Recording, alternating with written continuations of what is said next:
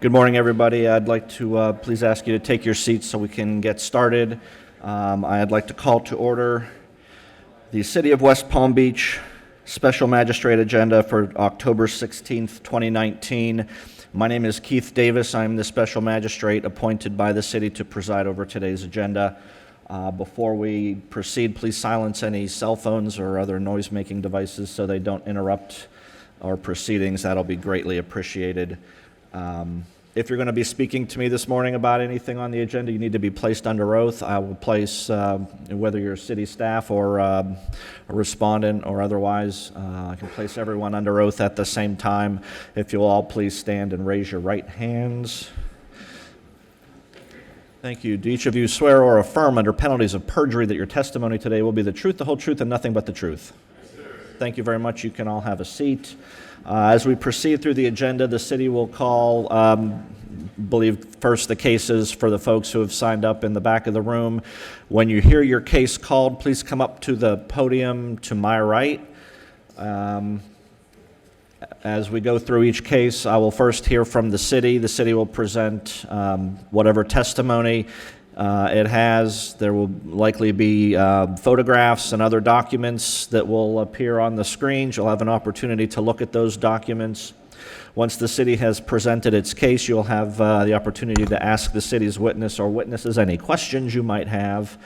After that, it will be your opportunity to tell me anything additional about the case that you feel is relevant. If you have additional documents or additional photographs, that would be the time to present those. And after I've heard everything from both sides, in all likelihood, I will enter an order that resolves the matter in some form or fashion this morning.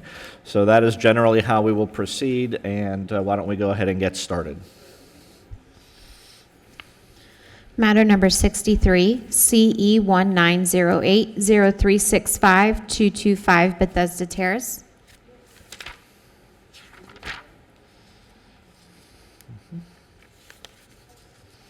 Good morning. Joe Patrick, West Palm Beach Code Enforcement. This case in reference to a vacant single-family residence that was cited for flaking and peel and paint, a wooden and chain link fence in disrepair, weeds and overgrowth on the property, and a boat being stored in violation of a city ordinance.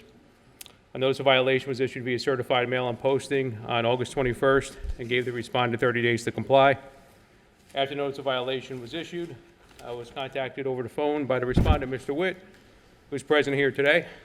We discussed ways to come into compliance. I also met with Mr. Witt on the property to discuss the violations as well. I visited the property yesterday morning. The property remains out of compliance of code sections 18106G.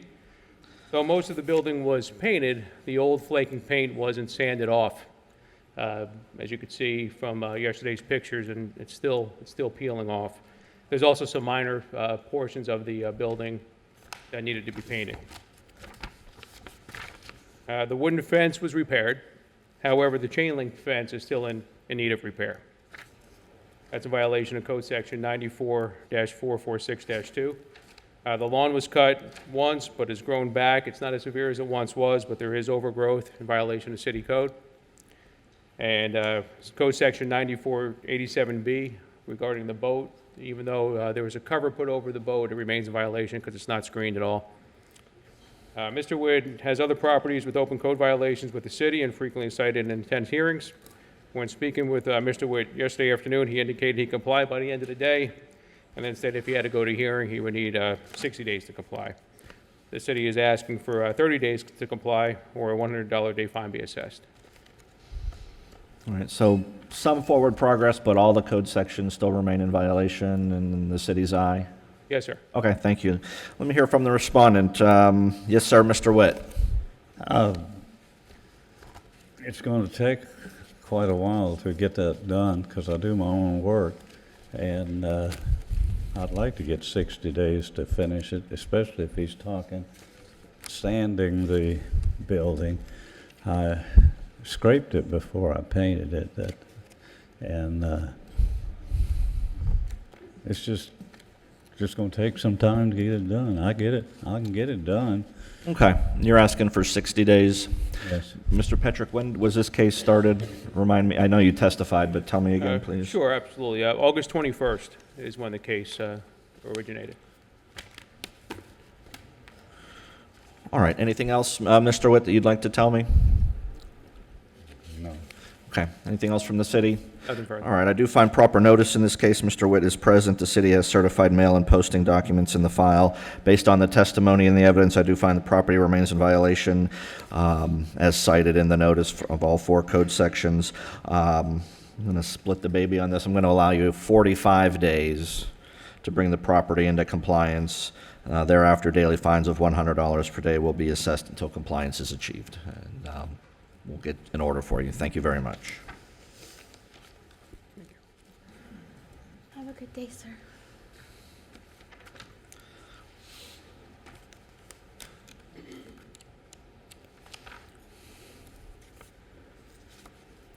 Number 29, CE 1909-0173, 1500 Presidential Way. Good morning, Marcus Williams, City West Palm Beach Code Compliance. 1500 Presidential Way was originally cited for 18-106K, 18-106N. This was cited September 12th. Certified mail was sent out September 16th. It was returned September 26th. The property, as well as City Hall, was posted on October 4th. And as of today, all violations still stand. Oh, you said remain? Yes, sir. Okay.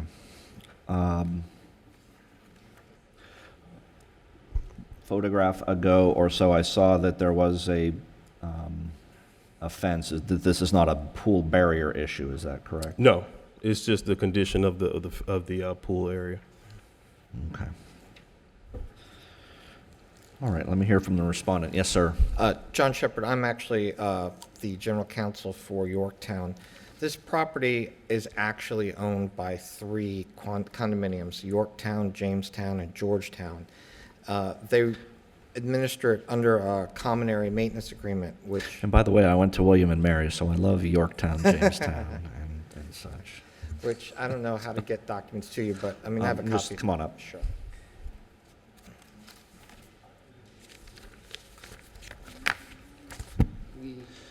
Has the city seen these documents? No, I don't think they have. I called Mr. This is, in just a second, this is a maintenance agreement, so let me go ahead and have the city attorney take a look at that. Sure. I called Mr. Williams initially, and we discussed the matter and the fact that it's administered by the 3 condos and why we couldn't refill the pool. He told us that we had 2 options. We could either bring the pool, fill it with water, and bring it back up to being open, which is a problem because the parties are in dispute. They're actually in court right now. Or we could fill it with dirt, and we could turf it over. And so after some wrangling between the 3 condos, we were able to reach an agreement, and we now have an agreement with a contractor to fill the pool with dirt and to cover it with turf. The earliest they could do that, however, was this Friday. So we're asking for an extension in terms of getting that done. I don't really know anything about the landscaping other than it's around the pool, so I assume that in the process of getting the pool done, we'll be able to get the landscaping done as well. Let me ask the city for some additional testimony on the details of the landscape maintenance. What are you looking for just there? around the pool area, just overgrowth. Which that's just something we can do as, once we've re-turfed it, we'll be able to do that as well. So let me ask about the documents that you provided me. Thank you. Point of order. No objection. All right, without Just for objection, record. we'll accept those documents into the record. So the pool fill-in is happening the day after tomorrow.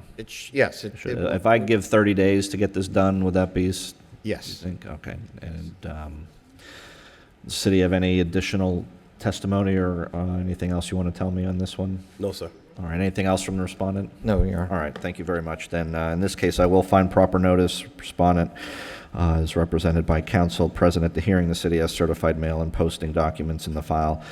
Based on the testimony and the evidence, I do find the property remains in violation as cited I'm going to allow 30 days to bring the property into compliance, which, based on everything I've heard, should be more than enough time. Is there a recommendation on a daily fine if 30 days is breached? I was going to ask for 30 days or $150 a day. All right. Is there anything else you'd like to add on that issue? No, Mr. Davis. All right, then I'll go with that recommendation, 30 days, thereafter $150 per day if the violations continue beyond that. All right, thank you very much. Have a good day. Matter number 32, CE 19090486, 1625 44th Street. Marcus Williams, City of West Palm Beach Code Compliance. The property at 1625 44th Street was cited on 9/23 for 18-106B, 18-265, 34-102B, 94-71-C, as well as FBC 1001.1. Certified mail was sent out 9/27. It was returned October 1st. Property and City Hall were posted 10/4. To date, everything has been complied except for 34-102B and 94-71-C. The city is asking for 30 days or $100 a day fine. All right, so the growth and the egress and boarding, that's all been resolved? Yes, sir. Thank you. Let me hear from the respondent. Yes, sir, good morning. Good morning. Go ahead and tell me your name and address, please. My name is Cesar Johnson. My address is 1625 44th Street in West Palm Beach. Thank you, Mr. Johnson. First of all, I'm going to say that I overlooked the notice because the envelope is just like another one that's sent out from the water department. But then when I find out about it, I jump into action and I try to get everything straightened up. I think I had it, but the officer showed me a few things more that he needs to get done. So, I was up until 3 o'clock this morning trying to get it done. I have a few pictures I take, and I show it to him. So, I'm sorry about the condition and situation. You think in the next 30 days you can get this finished up? I'm pretty sure because it's just 2 small items, so I should be able to get it. I look forward to work with him and comply. All right, I'm inclined to give you an additional 30 days then. If No problem. Thank you very much. anything else from the city? No, sir. All right, I will find proper notice. Mr. Johnson is present. The city also has certified mail and posting in the file. Based on the testimony and the evidence, I'll find the property remains in violation of City Code Sections 34102B and 9471C, but has complied with the other sections cited in the notice. I'll allow an additional 30 days for compliance thereafter, daily fines of $100 per day until compliance is achieved. Thank you very much. Thank you. Matter number 28, CE 19090079 Executive Center Drive, number 502. Marcus Williams, City of West Palm Beach Code Compliance. The property at 580 Executive Center Drive, number 502, was originally cited on September 10th for 18-106A. Certified mail was sent out September 11th and was returned September 14th. The property, as well as City Hall, was posted on 10/4/19. To date, we just had contact with the owner this morning, and the violations still stand. So we're asking for either 30 days or $100 a day.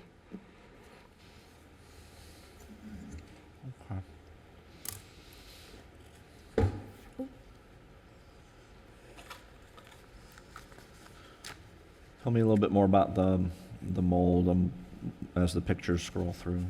So we What are weren't we able to dealing with? gain access to the unit, but there is mold there where they got an independent test done where it did come back. There actually was mold in the unit. There was no, like I said, no contact with the owner until today, this morning. So all the violations as far as the mold in the unit still stand. And who did the testing? The tenant had it done themselves. Is there, It should be in the file. Those lab results, the lab results for the mold test.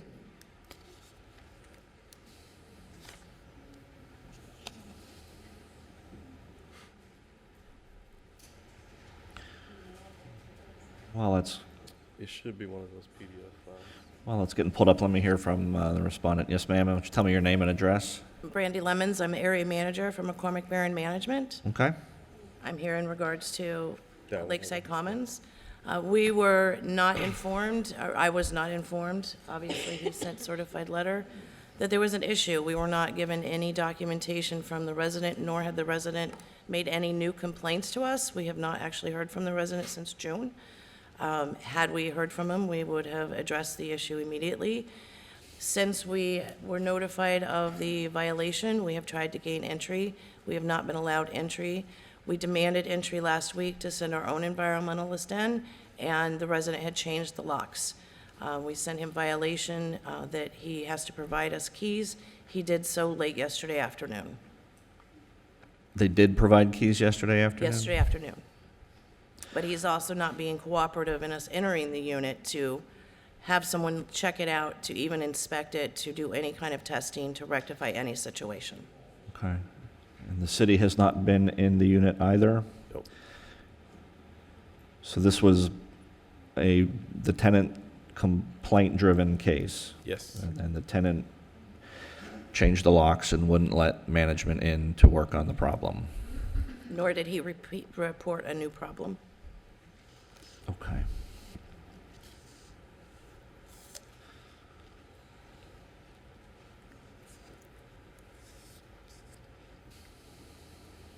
So in a situation like this, let me ask, had there been cooperation from the beginning, how long does it take to take care of this kind of condition? Typically, it takes a week to get testing, sometimes quicker, depending on the facility that you use. Once that is done, anything that is determined that needs to be taken care of, you have to get a contractor out there. The contractor has to give a bid. It has to be approved by ownership. You have to schedule with the contractor, schedule with the resident. Anytime the resident doesn't cooperate, it puts it back anywhere from 1 to 2 weeks, depending on, the contractor's schedules. All right. So, let me go back to the city. I understand it was, the complaint came from the tenant, but how did it all come to your attention? Was there a phone call or? A phone call, yes, sir. And the tenant provided the document that I'm looking at right now, the, Yes. okay, so the city has no independent, No, sir. all right.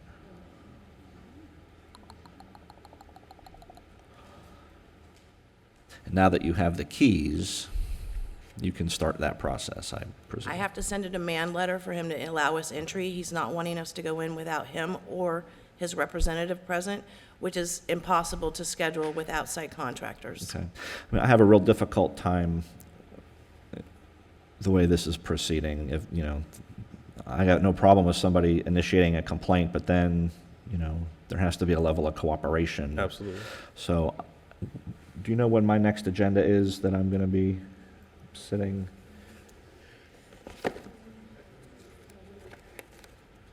Pardon? So, okay, so November 20th is the next time I'll be up here. I am not going to make a finding of violation today. I'm going to reset this for November 20th for a status hearing and continuation of the violation hearing, because I want to give the respondent an opportunity, to have an opportunity to deal with this as it should appropriately be dealt with, rather than just make a finding based on what I'm hearing in terms of the lack of cooperation. So I'm going to continue this one until November 20th. I do find that there was proper notice for today's hearing, but I'm not going to make a finding of violation. Let's come back on November 20th and see where we are in terms of cooperation and forward progress on getting this resolved. Okay? Thank you. Thank you. The order will be mailed from today. Okay?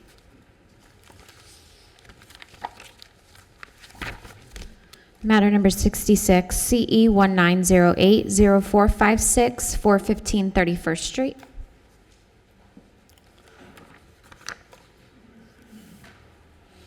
Sure. Good morning, Joe Petrick, West Palm Beach Code Enforcement. This case is in reference to a multi-unit rental property that was issued a notice of violation via certified mail and posting on August 28th for not having a permit for a new air conditioning unit installed. Rodent and insect infestation. There's tenants here to testify regarding that matter. Water intrusion from a roof and walls in disrepair. Wall, window, air conditioning units in disrepair. They were leaking and not properly secured. Portions of the building are in need of repair and paint, and there was a rental license violation at the time as well. After notice of violation was issued, I was contacted by the property manager, Scott, who is present here today. We discussed ways to bring property into compliance and then met on the property with one of the owners of the property and the tenants to discuss the violation. Since the meeting, Scott has remained in contact with her office and has been moving towards compliance.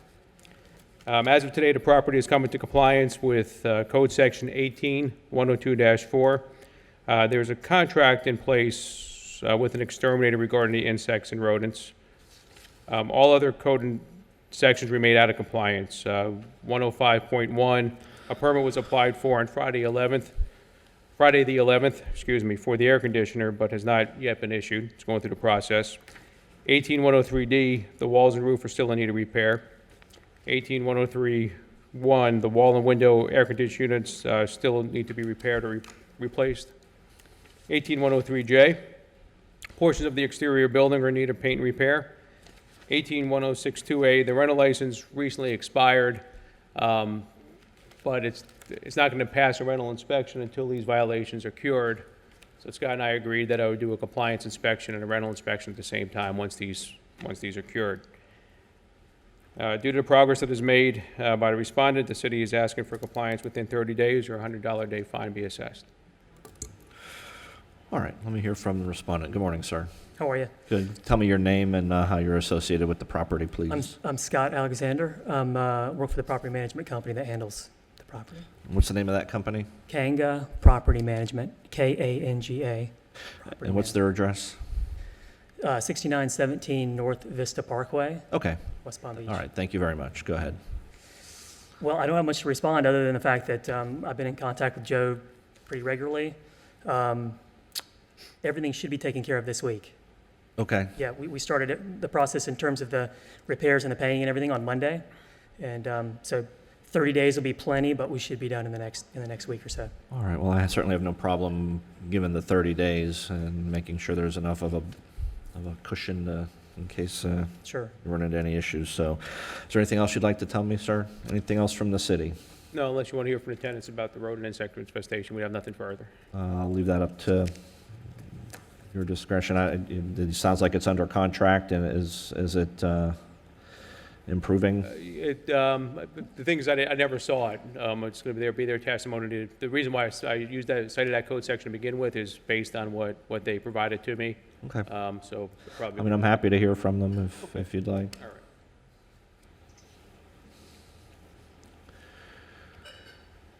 Good morning. Get your name and address. Oh, I'm sorry. I'm Melanie Prey. I am a former tenant at 415 31st Street, Unit 3 specifically. My unit had the worst rodent infestation because I was in the upper unit with the attic access where we assumed the rodents were coming from. I believe it was in August, I woke up at 4 a.m. in the middle of the night because something was rustling in my hair. I woke up, it jumped off of my bed into my closet, and then I spent the next 4.5 hours with 2 other tenants capturing the rodent in my closet and releasing it outside. I texted the owners, the actual owners of the property, in addition to Kanga, and they basically said that they had rectified the problem last year, they aren't sure why they're back, and they can't be held responsible for it. I have text messages between the owner and myself from that day, along with videographic evidence of me capturing the rodent in the property and releasing it outside. Okay. I fully believe what you're saying, so I don't think I need to see the video. It sounds like there is now according to the city's testimony, a contract in place to deal with that issue. So. There was a contract made in place about 2 weeks after the incident. They came out 3 times, and according to my knowledge, after I moved out of the property, they never returned. Okay. Sir, do you have any questions? No, everything she said is valid. You know, Okay. we had another pest control company prior to hiring Orkin, which is who we have in place now. They weren't doing the job, obviously, so now we have them in place. They've come out, I'm meeting them again on Thursday to check all the traps and the bait stations, so it seems to be under control now, but we're still working on it. Great, thank you.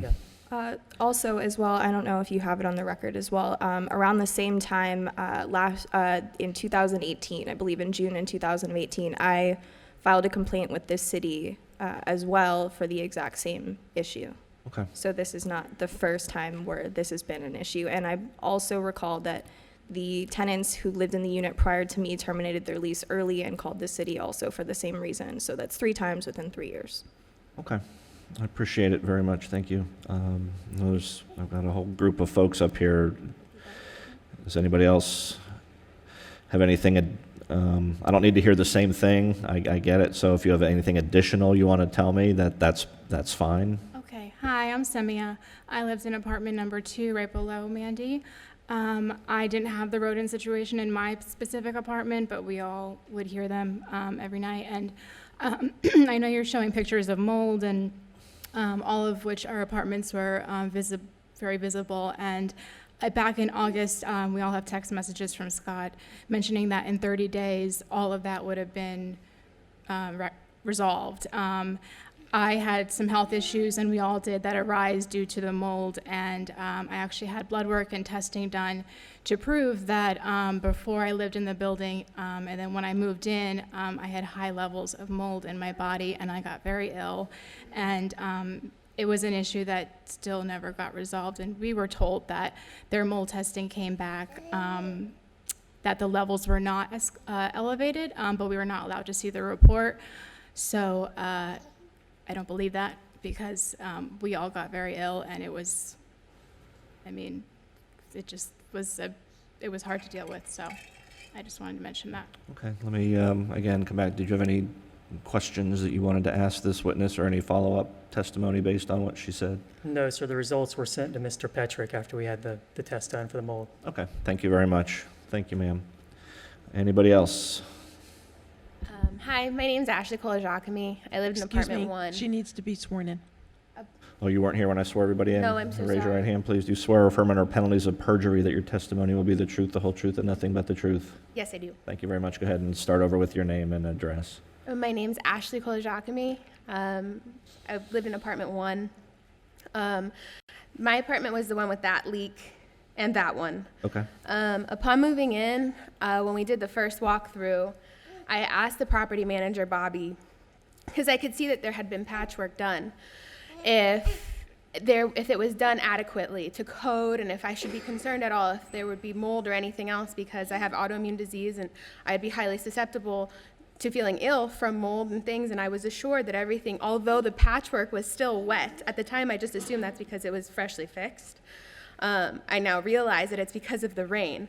And because I would go to work, when the rain would happen, when I'd come home, I wasn't able to tell that basically the patches were not patches from wet stucco or whatever it's used to fix those kinds of things, that it was in fact wet because it was raining outside and leaking into the apartment. Until finally the roof collapsed, the ceiling collapsed, and I came home and my iPad was in a puddle of water, and that was when I realized that it was leaking from the outside in, and that was the intrusion.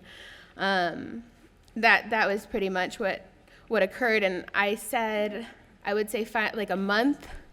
It was about a month before the rat incident with Mel. I was down below her when I was the neighbor who helped her catch the rat. Was finally when we got to talk to Bobby. We talked to him a month before that happened, and nobody came from that. And then finally when Scott came was when things started to be kind of taken care of.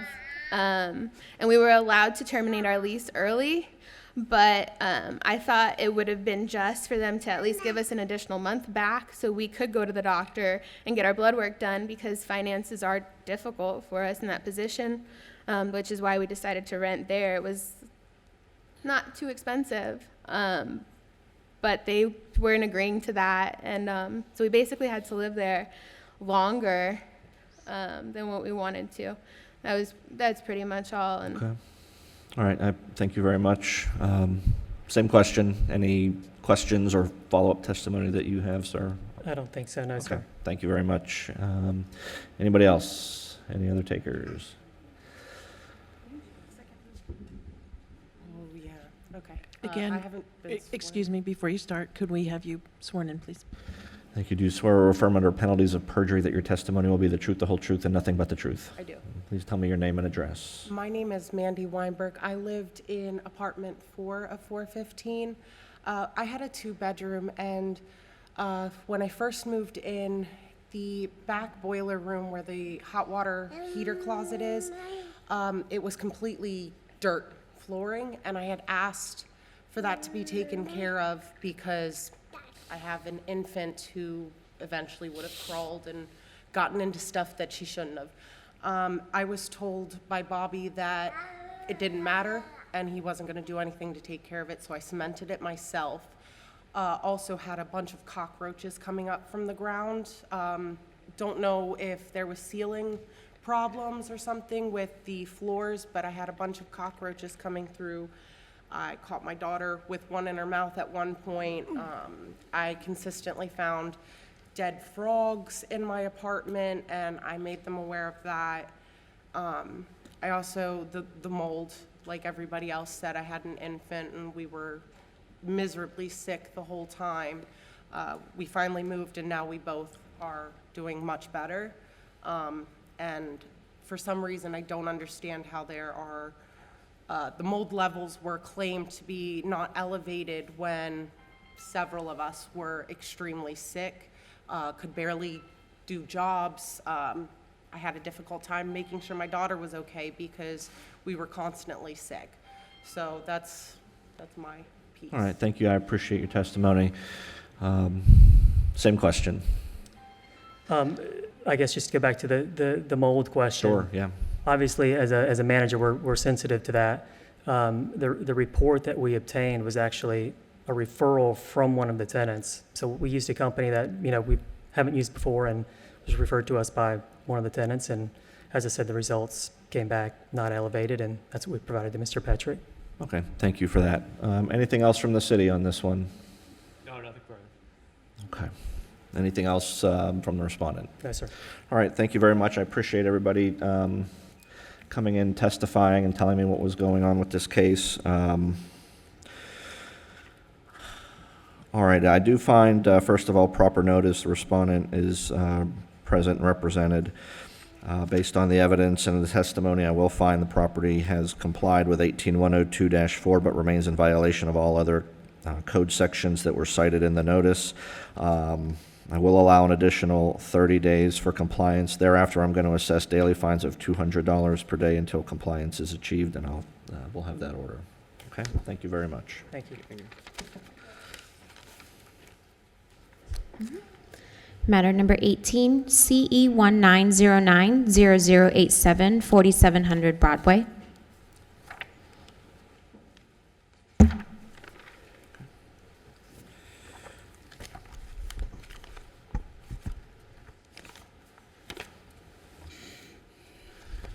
Good morning. Good morning.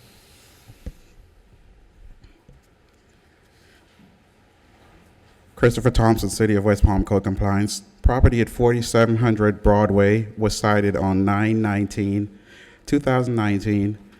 Notice of violation was posted at City Hall on 9/11/2019. Certified mail was also sent on 9/11/2019.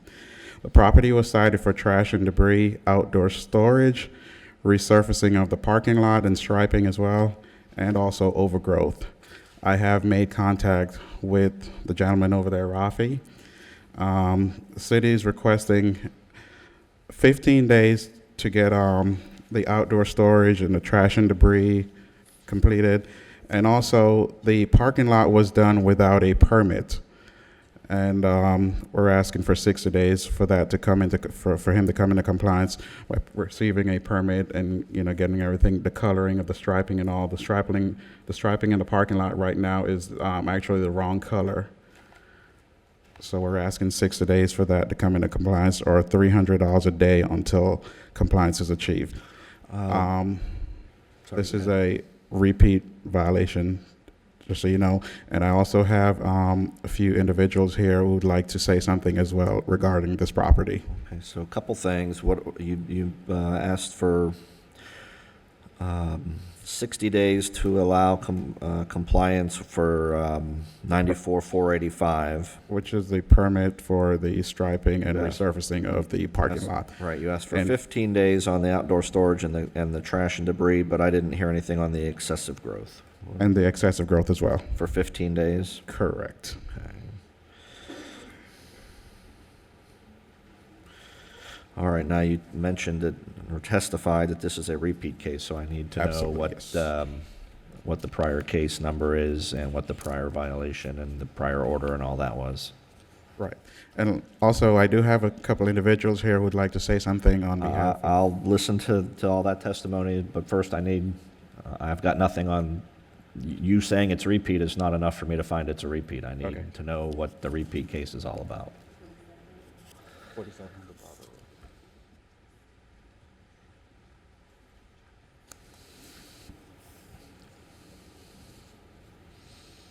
Sir, that's CE 18110004. And were all the same code sections cited in that case, or is it just one, or is it just particular code sections that were in the previous case?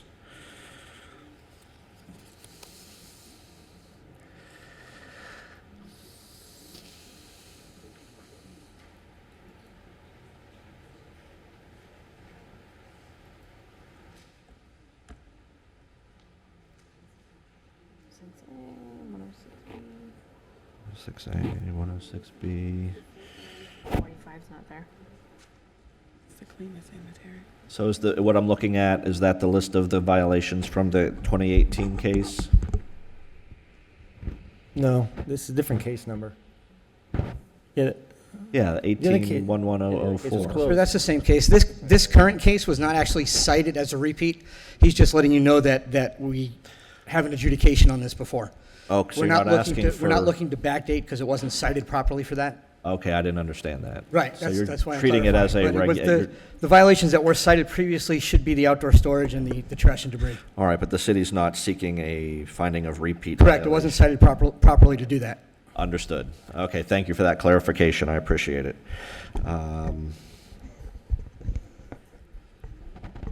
Okay, you said you had some other witnesses. Let me go Yes. ahead and hear from them. No, I guess actually, go ahead and you can stand there, ma'am, but let me ask, let me get the respondent's name and address. Rafi Anak, I'm the manager of Sagastar LLC. We are in 2645 Northeast 207th Street, Aventura, Florida. Thank you very much. Do you have any questions for the city's code enforcement officer before I listen to? Yeah, I have quite a few, if I may. So why don't you come back up so you can answer questions, and then we'll go to the Yes. So the next witness after that. So from the moment that we received the notice, which was for 3 items, like you mentioned, the overgrowth, the parking, and the debris in the property, we painted and restriped the parking lot. I had called the city building department. I asked if I needed a permit for that. The person who picked up the phone told me, no, I do not.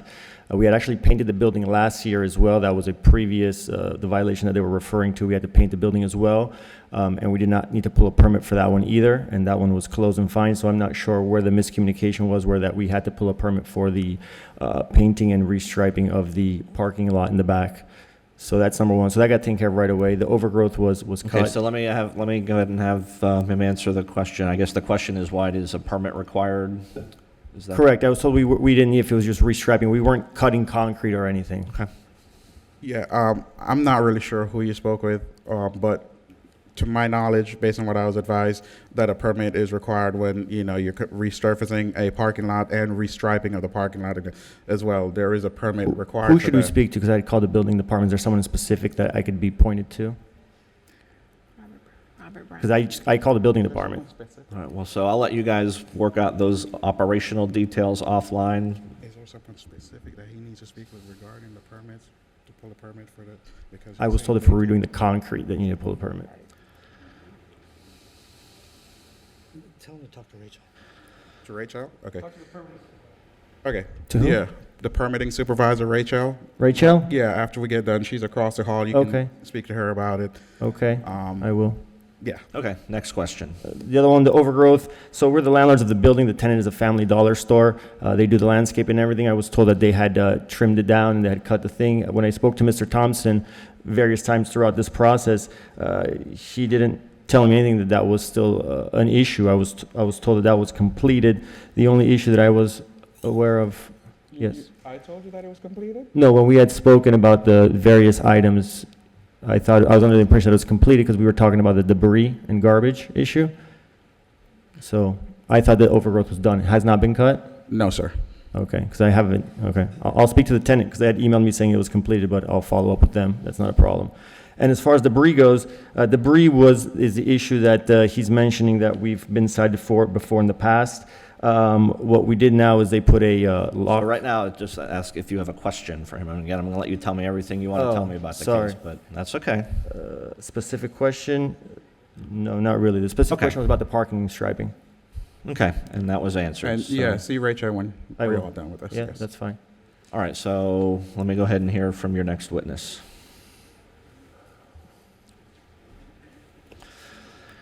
Good morning, Good morning, Angela ma'am. Ogburn, Northwood Harbor Board Member.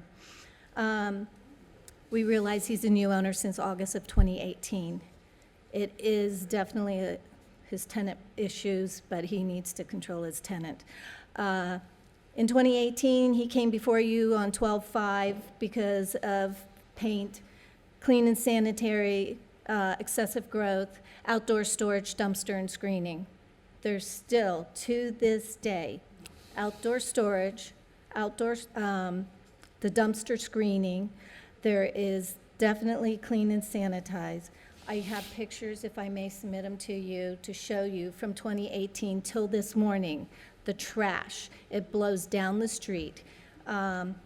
In November, before he went to the hearing, the neighbors signed a petition because the trash was blowing so bad across the street onto Mrs. Wright's property and other neighbors to the east of her.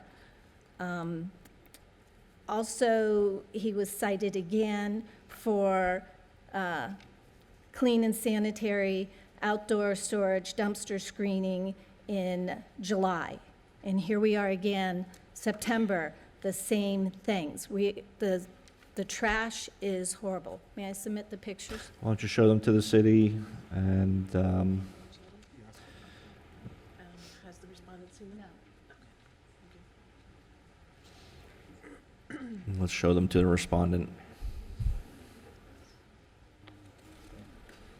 I took the time to take some of the pictures at different times of the day to show that they're not cleaning in the morning, they're not cleaning in the afternoon, they're not cleaning before they close. Okay. This- I appreciate that. Thank you. All right, let me ask the respondent, is there any objection to those pictures being added to the record in this case? So I 100%, this is the first time I meet her and the board, but I had spoken to a lot of people in the city. We had a previous code compliance officer before Mr. Thompson, and his supervisor had come to the city and met with them before on previous occasions. They told me that before we purchased this property, obviously it always had an issue with garbage. Since we've come on, we've really tried to force the tenant to keep it clean and keep it upkeep. I know that for a period it had gotten a lot better. Even they had told me that, I think they have a monthly meeting with the mayor and stuff, and they kind of tell them about what's going on with the properties. And for apparently years, every month, our property was on that list. And for a while, we were off that list, so it was improving. The issue is kind of the location on the corner where it is. There's an empty lot right next to us. The lady that I guess is complaining about stuff blowing onto her. The parking lot is in the rear of the building. So, people pass by and they just dump stuff. People that come into the store just walk around. I mean, it's difficult to educate a community to respect the area and keep things clean. We have had people dump illegally. There has been tires. There has been auto parts bumpers. That has nothing to do with the store that's there. It's just people from the community that come and just dump stuff there. And we clean it up as quickly as possible.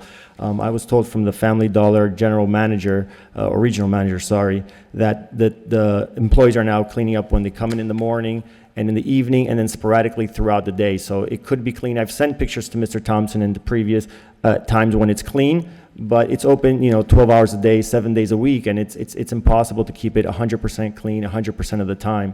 I don't know what the solution is, but I'm open to any suggestions from the city. I just don't, we need the city's help. We're here to be good neighbors. We don't want to cause any trouble. Okay. Do you have any objection to these pictures being included in the record for this hearing this morning? I mean, I object in the fact that it doesn't include any times when it's clean. Okay. But if I may, Just I let me take a look at the pictures. I've got a lot to look at here. I just want to let you know that I did try to be fair and take them, whether it was clean or not. Sure, and there's always going to be like, I don't know, some of the pictures are like zoomed in on a piece of paper by the grass. I mean, nothing is 100% clean all the time. It's just, things may blow from other properties also on ours. But we're definitely cleaning. You never see the same garbage there sitting for, I don't know, a week or 2 weeks. You don't see bumpers there sitting there for extended periods of time. As trash comes, they throw it out, and it's just a reality of the nature of the beast. We also, last year, when they talked about the garbage enclosure, we changed the doors out. They put a new lock system with this last violation. So, I mean, we're trying. We're definitely not ignoring the requests. Okay, I will accept the photographs into the record. Quite honestly, some of them show a violation, but others show what appears to me to be an effort to bring the property into compliance as well. So I am going to accept, and for the record, this is 1, 2, 3, 5 sheets with a multitude of photographs that are dated between October 22nd, 2018 and October 16th of 2019, depicting, as I said, the property in different states. So those will be made part of the record. There you go. Anything else, ma'am? Yeah, so we did work with our city commissioner in that. They did put a garbage can in the swale for him. They did put a grate over the drainage because the trash was so bad. If you look at the pictures, you'll see that there's still a pallet that's been leaning against the dumpster for more than 2 weeks, if I'm not mistaken. There's still a pallet in the grass. There's still from, I think, December, if I'm recollecting correctly, still outdoor storage by the back door. Their dumpster is not emptied regularly on a regular basis.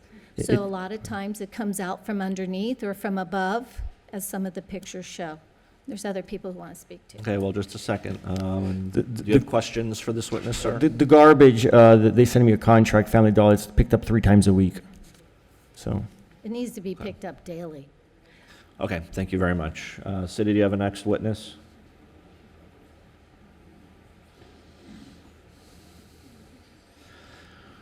Yes, sir.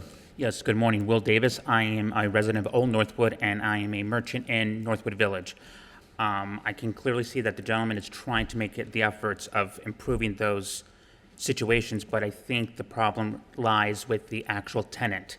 Because if you look just across the opposite side of that fence, you have KFC. KFC completely redid the entire facade of their building. You do not usually see any trash.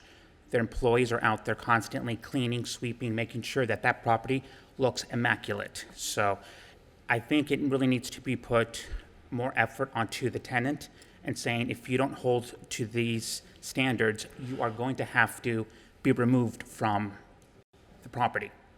Just like any other landlord who has an issue with their actual tenant who brings in blight or destruction needs to be held accountable, because then it turns into a slum landlord, and that, to me right now, doesn't seem like who he's trying to be. He's trying to make those improvements. So I think there needs to be maybe a better understanding with the code, city, and bringing those efforts directly towards him and saying, hey, your tenant is not holding up to their end of the bargain to make those improvements, because that is part of the intersection where a lot of residents and tenants go to purchase their daily rations. And the people who are adjacent to that, those residents who live there, should not have to live under those circumstances. And I'm sure there's rodents and there's other things that are coming from the trash and the blight that's around it. So I just hope that there can be a better, connection between, the actual landlord and being a little bit more forceful with the tenants.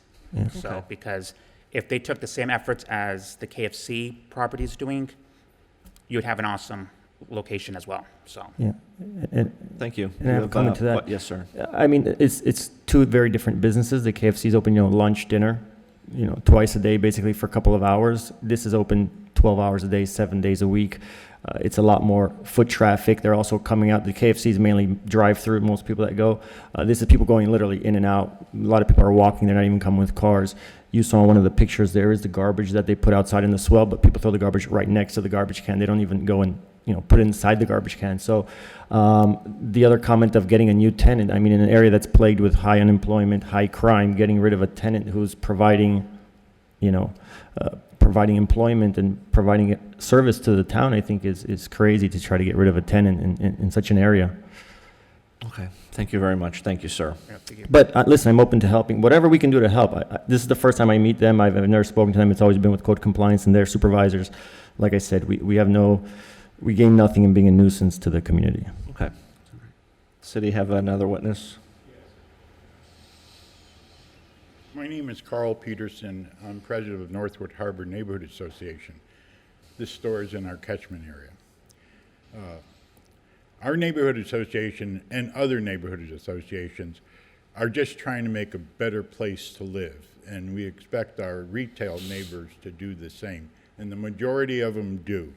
And they police their parking lots, they police their trash area. We don't pick anybody just at random. This store is frequently, over the last number of years that I've been in the area, it's a daily thing. It's not even a weekly or a monthly thing. It is a daily thing, including their dumpster areas. And I'm going to just quote a Supreme Court justice. When you see it, you know it. And this place is in disheveled just about every day. Angela is out there taking pictures. Took pictures this morning, and it was still. And it befuddles me. He knows he's coming in this morning, and he still has trash out there. I mean, that just doesn't tell the neighborhood a good story.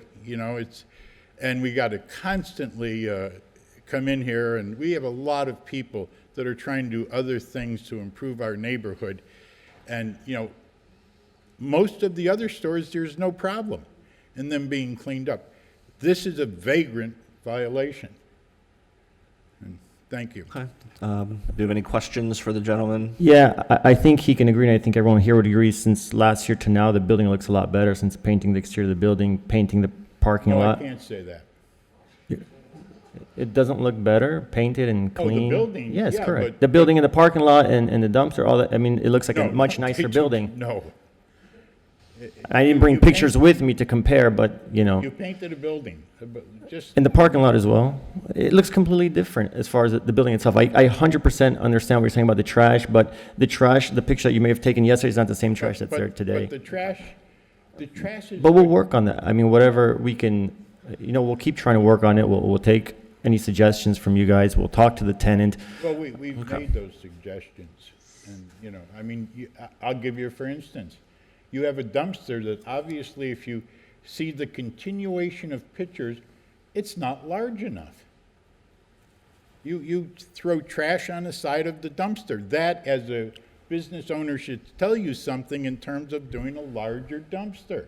What they've been putting on the side is those rack pallets that they pick up. They're the metal ones Oh, that I'm fold. talking about, look at some of the pictures. There's trash I'm on the looking. side of the dumpster. All right, so I don't need back and forth. Yeah, no, I agree. Yeah, I don't need okay, to be I here for that. understand. You guys can There do are that on things your you own can time. do. Right there. I'm Take a looking, look. yeah, I see it there. Thank you. Okay, thank you very much. The city have any other witnesses? Michael Williams, Code Enforcement Officer, City of West Palm Beach.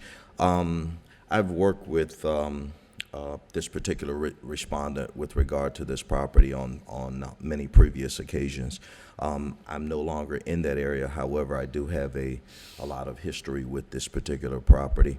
Bottom line is that they are not putting in the necessary effort that's going to be required in order for this property to remain in compliance. Here's one of the things that I suggested to this gentleman, that perhaps maybe 30 minutes prior to your business being open, the area needs to be policed and cleaned up and picked up and so forth, and maybe even toward the close of business every day. That is not happening. Otherwise, this is going to be an ongoing, never-ending problem. I don't think that they want to put the necessary effort in. Maybe they feel like the cost of doing that, far outweighs, the benefit of being in compliance. But I've made this suggestion again and again and again, countless times, but the dumpster area is always in total disarray. It's always trash. There's always trash all over the place, blowing down the street, blowing into neighboring properties. There's probably never a time when you'll drive by this property and see the dumpster enclosure in that area totally trashed. They are not putting in the necessary effort that's going to be required for this property to come into compliance and to remain in compliance. Again, speaking to this gentleman, he's given multiple excuses on many occasions, and he seems to come up with his own rationale in terms of what they're going to do and what they're not going to do. So that said, this has been going on for literally years, and so the city has been trying to work with them, but to no avail. Here we are once again today with the same violations. This is a repeat property. Same violations, never ending almost on a daily basis. All right, thank you, Mr. Williams. Let me see if there's any questions for you before you sit down. Yeah, Mr. Williams was my previous code compliance officer, and he did, we did speak a lot of times, and I did mention about them cleaning at the beginning, at the evening, and I've spoken to the tenant various times about that. They said they're doing it. Again, I can only go based off what they're saying. I'm obviously going to go back to them after today's hearing and talk to them about the serious issue and position of the city for them to improve more on what they've done. I know there's been improvement. I mean, they've told me there's been some improvement. It hasn't got worse. It's been trying to get better. We're just in a tough situation because of the business, because of the location, because of a lot of different factors. But I will go back to them and tell them the seriousness of the garbage issue and see if they can get either a larger dumpster or maybe more pickups of the dumpster. I know that since they put the lock on the doors, it's been better with outside, car parts and tires and things being thrown. So I know that's helped a little bit. But again, I'll go back to them and see what they can do as a tenant. Thank you, Mr. Williams. I have a question for Mr. Thompson. You testified that the striping and blacktopping was done without a permit, but I think you also mentioned it's the wrong color. Can you explain that a little bit more? I think it's supposed to be white. I believe it's supposed to be white, but like I said, we're going to confirm that with Rachel once we get done here, just to make sure that, we're in the right. And if it's wrong, we'll redo it and we'll do whatever we need to do. I'm just going based off what we knew. Understood. Okay. And then let me ask the city attorney, Mr. Thompson's recommendation was for a daily fine of $300 per day if the compliance deadlines were not met. What's the maximum that I'm allowed to impose on this case? Since I'm not sure. In a non-official repeat violation, I don't think that you can do 300. I don't think this is according to the testimony, although there was a prior case, the city's not proceeding as though it were a repeat case. So in terms of being a regular case, what's the maximum daily fine that I could impose if I so chose to go maximum? Oh, actually, I believe it looks like we can do 500 a day daily maximum. Okay, that's what I thought. All right. Okay. Anything else from the city? No. All right. Then let me hear from the respondent. Tell me your name and address again, please, sir.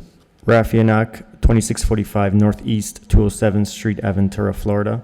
And I'm the manager of Sagastar, which is the owner of the property. And you've gotten, you've asked some questions and have testified a little, but Sure. If you have additional information you would like to give me, please. No, I mean, listen, we're just business owners in a tough area, a very particular type of business. I think I've shown that we want to help. I spoke to the previous code compliance officer. I've spoken to him. There's been emails. I've come to the city and met, I forget the gentleman over there with the glasses. I've met with him and his superiors as well. We are not trying to ignore the issue. I'm not the tenant. I'm the landlord. The tenant is a national or regional tenant, whatever. I don't think trying to run off my tenant is the best solution. maybe if I can have some time to explain to them again for various times the severity of it and what the city's position is, maybe I can get them to act more so on keeping it cleaner. And I will talk to them about maybe increasing the pickup level of the dumpster. But I think the main issue, more than the actual dumpster itself, is just the litter around the property. I don't think that the dumpster is every once in a while, it's not as bad as actual litter throughout the parking area. So, Anything else? no, whatever the city can help with, I'm grateful. All right, thank you very much. Anything else from the city? No. All right. So first, I am going to find proper notice in this case. Respondent is represented here at the hearing. The city has appropriate notice documentation in the file based on the testimony and all the testimony and the evidence that I've heard. I am going to make a finding that the property is in violation as cited in the notice, all 4 code sections. In terms of the time frame for compliance, I'm going to agree with the city's recommendation, allow 15 days to bring the property into compliance with 18106A and B, and that's the trash and debris and the excessive growth, and also 15 days regarding outdoor storage, which I guess would be the tires and the pallet and that sort of thing. So all that needs to be cured within 15 days. I will also allow the 60 days to resolve the parking lot issue in terms of permitting and making sure that the striping is the correct color. I appreciate the testimony from the folks who live around this property, and I appreciate the testimony from the respondent's representative. I understand, what you're saying in terms of the location and being affected by extraneous factors. But at the end of the day, if you're the property owner, you own it. You have to take those kind of things into consideration. I am concerned with both Mr. Thompson and Mr. Williams' testimony about the fact that there was a prior case not that long ago. I am going to assess daily fines of $500 per day if those compliance deadlines are not met, and it's within the city's discretion if this continues to happen to proceed as a repeat situation or not. That's up to you. But I will sign that order. Thank you very much. Thank you. Thank you.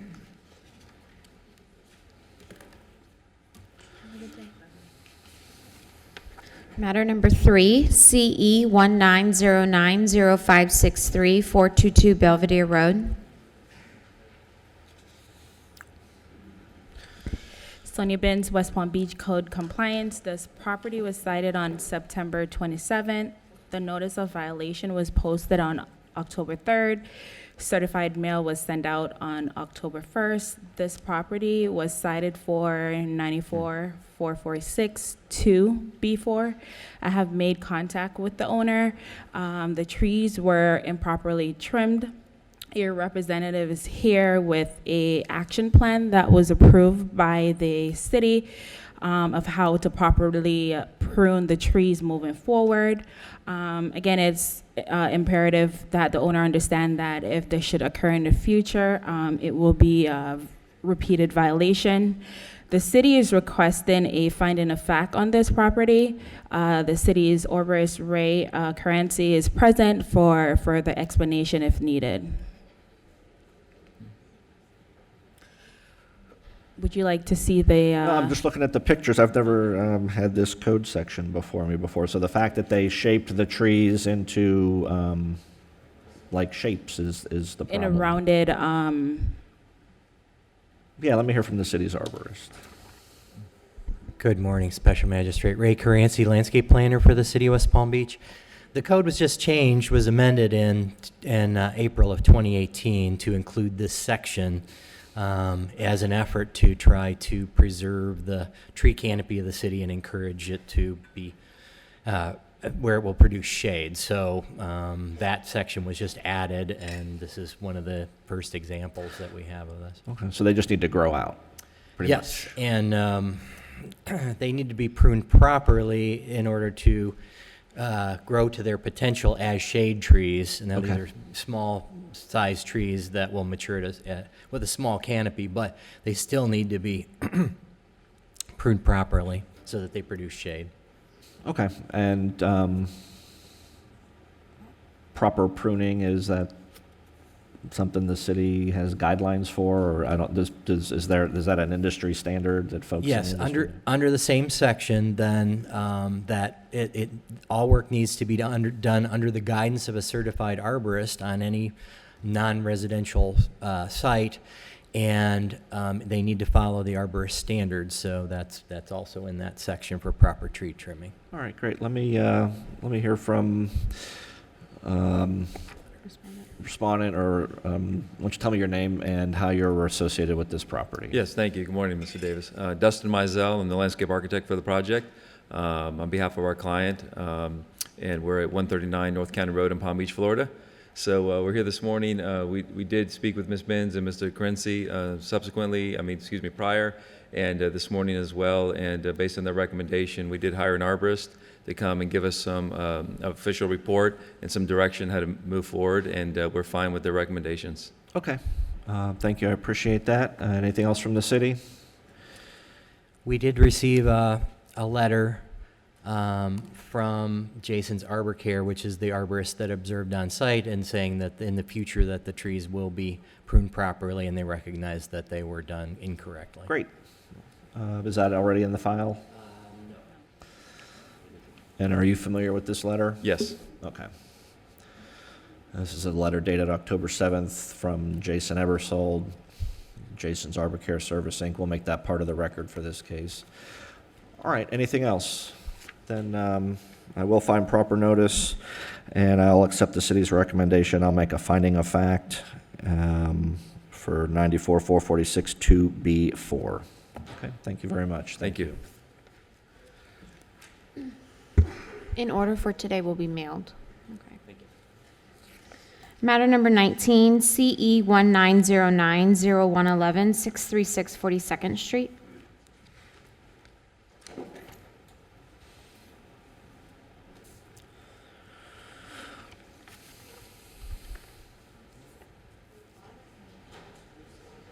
Oh, I think Chris walked across the hall with... What? I think Chris walked across the hall. Oh, here he is, here he is. There it is. You can't get away, Mr. Thompson.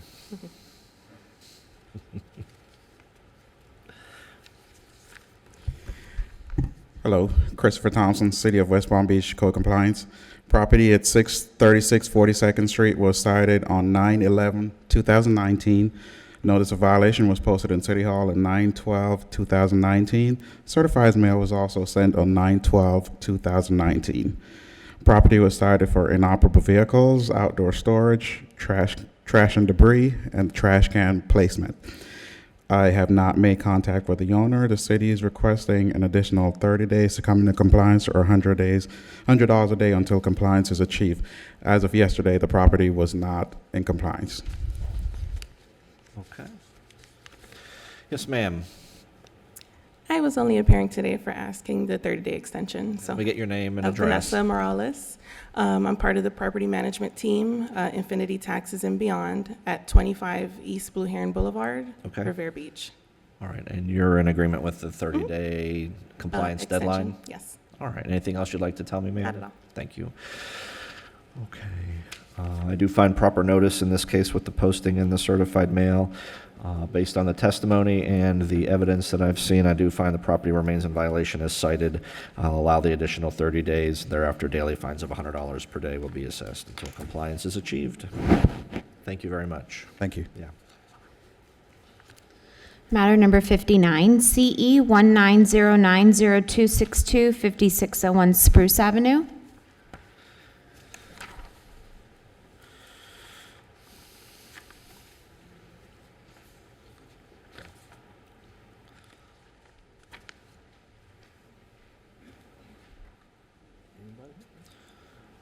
Do we have anybody Mr. here? Jean-Louis?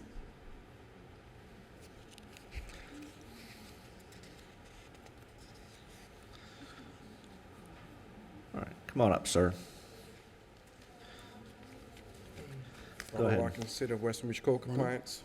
This property was cited September the 17th. Certified mail was sent September 19th. Certified mail was returned September 23rd. City Hall was posted October the 3rd. This property was cited for repair roof and walls and foundation, 18-103B, 18-106B, 18-106G. Compliant violations, as of the moment, were 18-106B, the excessive growth was cut. That's complied, you said, or that's? Yes, that was compliant. Okay. The So the paint is still in violation? 18-103B was still out of.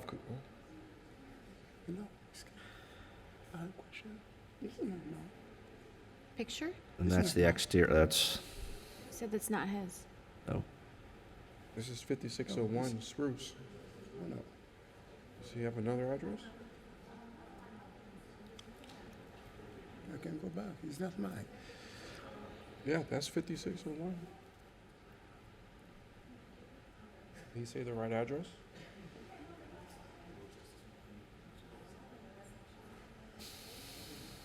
No, That's the wrong 5601. number's here. He's not here for this case. This was wrote wrong. Oh, okay. All right, so do we have a respondent here for 5601 Spruce Avenue?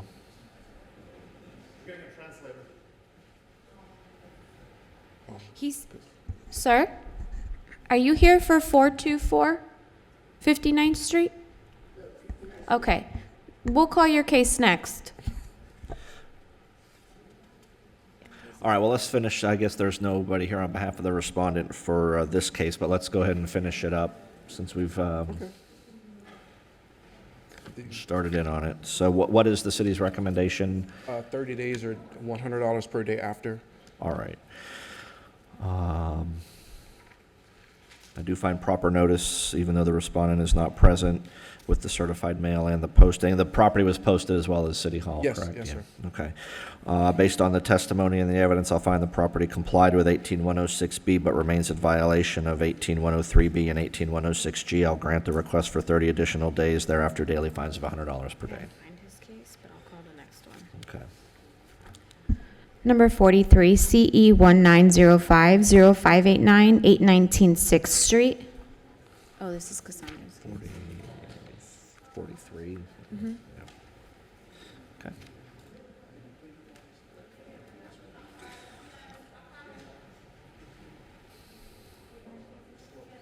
Zen-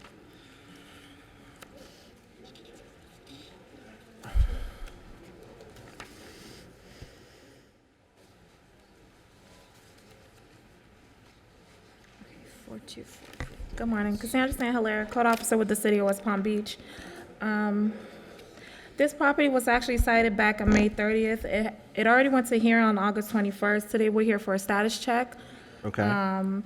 I believe at the last hearing, there was an extension given for a permit to be applied for, because we're trying to determine the extension of how much work that needed to be done and how long it would take, because she was saying that she had an engineer. Oh, I think I remember this Yeah. case. Yep. Okay, so where are we? Well, there was a permit applied for on October 12th, which was a couple days ago. As of today, every violation, 1803B, 1803E, 1803J, 1806A, and 74-483 is still outstanding. What, the permit that was applied for, what is it, what work is it seeking to do? I believe it's, Are we demolishing, are we pull up the permit. renovating? Because I know there was a question, I or I know. seem to remember there was a question as to whether these were even worth, or able to be saved. Yes, ma'am. Listen, I'm the owner. Yeah, we. Let me get your name, go ahead and, for the record, tell me your name. and I'm the owner of Perfect Instrument LLC, and which own this property. Yeah, I do have an engineering report. You want? Has the city seen that? I don't think so. And we pull a permit. I don't think it's 12. I think it was 2nd, because the contract told me The city can approve it, but it's in the historical panel right now, so they're It not passed approving historical. it. Why don't you Yeah. show the city your, Yeah, yeah, yeah, I have and then the- I'll take a look at it. Let's start with that.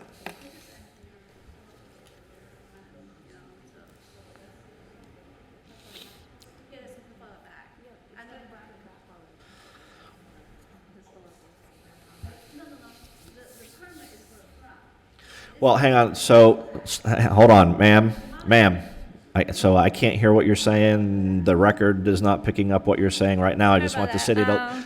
Right now, I just want the city to look at the document so that I can see if they have any objections to it being included in the record, and then I'll take a look at it, and then we'll come Yeah, back sure. and we'll talk some more.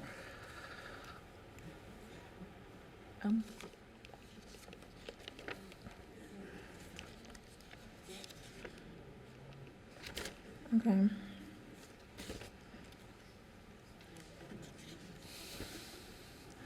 So the screen that I'm looking at, am I reading that correctly, that there was a permit to repair wood siding and that was approved and is ready to be picked up? Is that? Yeah, that was approved by historical. I guess it's still going through the process, but what she just showed me, she said it's only referring to the back unit, but in the pictures, it's showing both properties, so I don't. All right, well, so I guess, is there any objection to that document being made part of the record? That's the first question. There's no objection. She, All right, let me go ahead and take a look at She can that. submit the document Okay. for what it's worth. Ready? So let me go ahead and take a look at that, and then I want to ask the city to give me some clarification on what the permit, where we are with the permit. It looks like something was applied for, something was approved. But tell me exactly what that is. From what I looked through, it did go through historical already, and it passed historical, and now it's back, I believe, to building. I haven't seen any other updated notes, but again, it was just applied for a couple days ago, so. Okay. So now, is there a question as to whether the permit matches the engineer, whether the permit is for the same building that the engineering report is for? Is there a question about that, or are we all in agreement that it's for the same building? Or do we not know? Can I talk? Let me come back to you now. Yeah, sure. Oh, okay, me. Okay, yeah, from my understanding, the permit was to be for both buildings. Since our last hearing, I didn't know that it was being split up. So for the document that she's showing, she said it's only for the back unit. That's what I'm not understanding.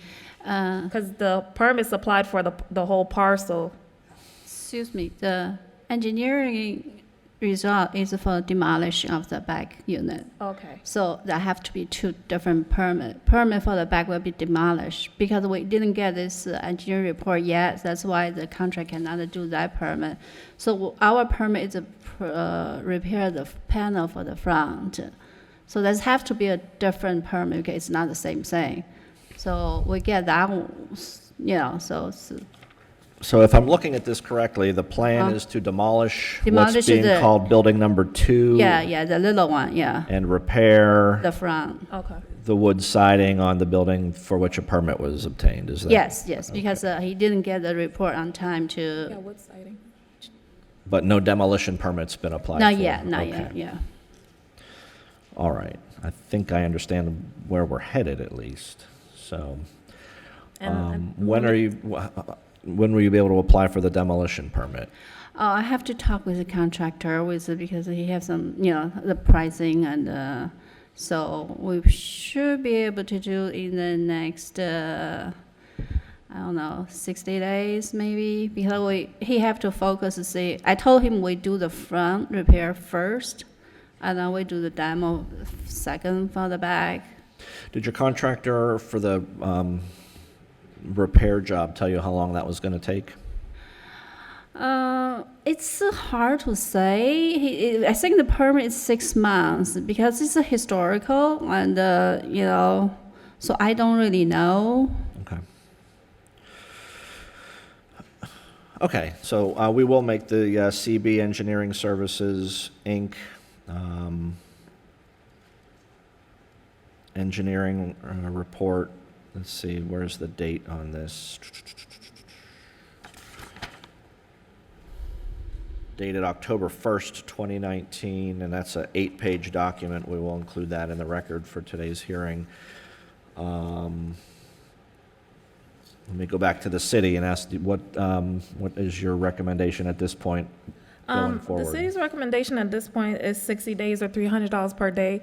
The reason for that is, Special Magistrate, I know that this property is not a repeat violation, but we have several code officers currently that are dealing with Ms. Lujan, aka Perfect Instruments LLC. We've all had several conversations with her about permitting and what needs to be done, and it's constant. I've cited her, other people have cited her. So at this point, I think she is aware of what needs to be done. Even the permit that was applied for is just for wood siding, but if you look at the photographs, that whole property needs major work. So just applying for the wood siding, I don't think that should just be it. I think we kind of need to let her know that we expect more out of her as a future landlord, that we can't let this just sit here for another year, a couple of months with nothing being done to it. It's a blight in the community. Sounds to me like there's based on the engineering report and the testimony, there's an intent to demolish the other building. So, if that's what's going to happen, then that needs to happen. No, I have no intention of putting a compliance time frame that contemplates a year or anything like that.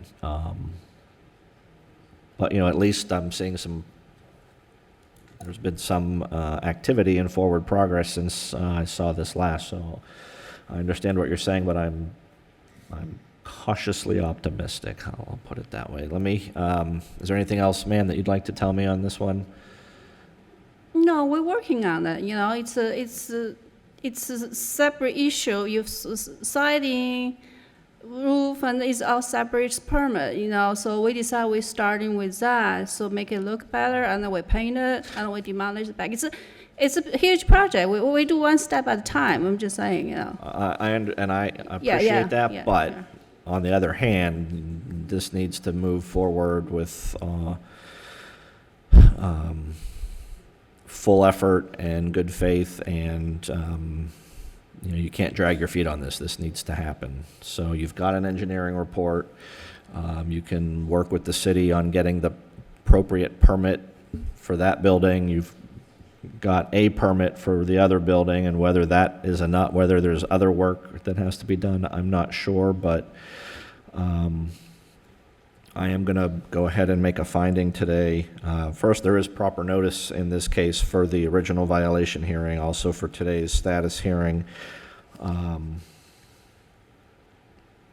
encouraged to see the engineering report and that a permit has been applied for and issued for the other building, but I am going to still find, based on the evidence and the testimony, that the property is in violation as cited in the notice. I'm going to allow 90 days for compliance in this case, but I'm also going to impose a $500 per day fine if the 90 days is not met. So I'm giving you a little more time than the city's requesting, but I'm also making the consequences more severe if that is breached. And I will sign that order. Okay, thank you very much. Thank you. Yep.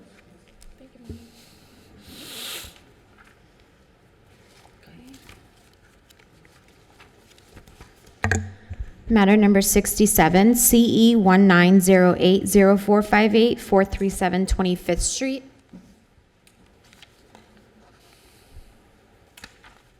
Joe Patrick, West Palm Beach Code Enforcement. This case in reference to a business, it was a salon at the time, that was issued a notice of violation via certified mail and posting on August 28th for water intrusion in the walls and roof, electrical outlets not working, and a rental license violation for there was somebody residing in the back of the business in an office area. The notice of violation gave 30 days to comply. After notice of violation was issued, I was contacted by the respondent, and we discussed ways. That's not the right. This looks like the same pictures I saw. That's not the right pictures. No. We're in 437 25th Street. I say this can't be the same. No, yeah.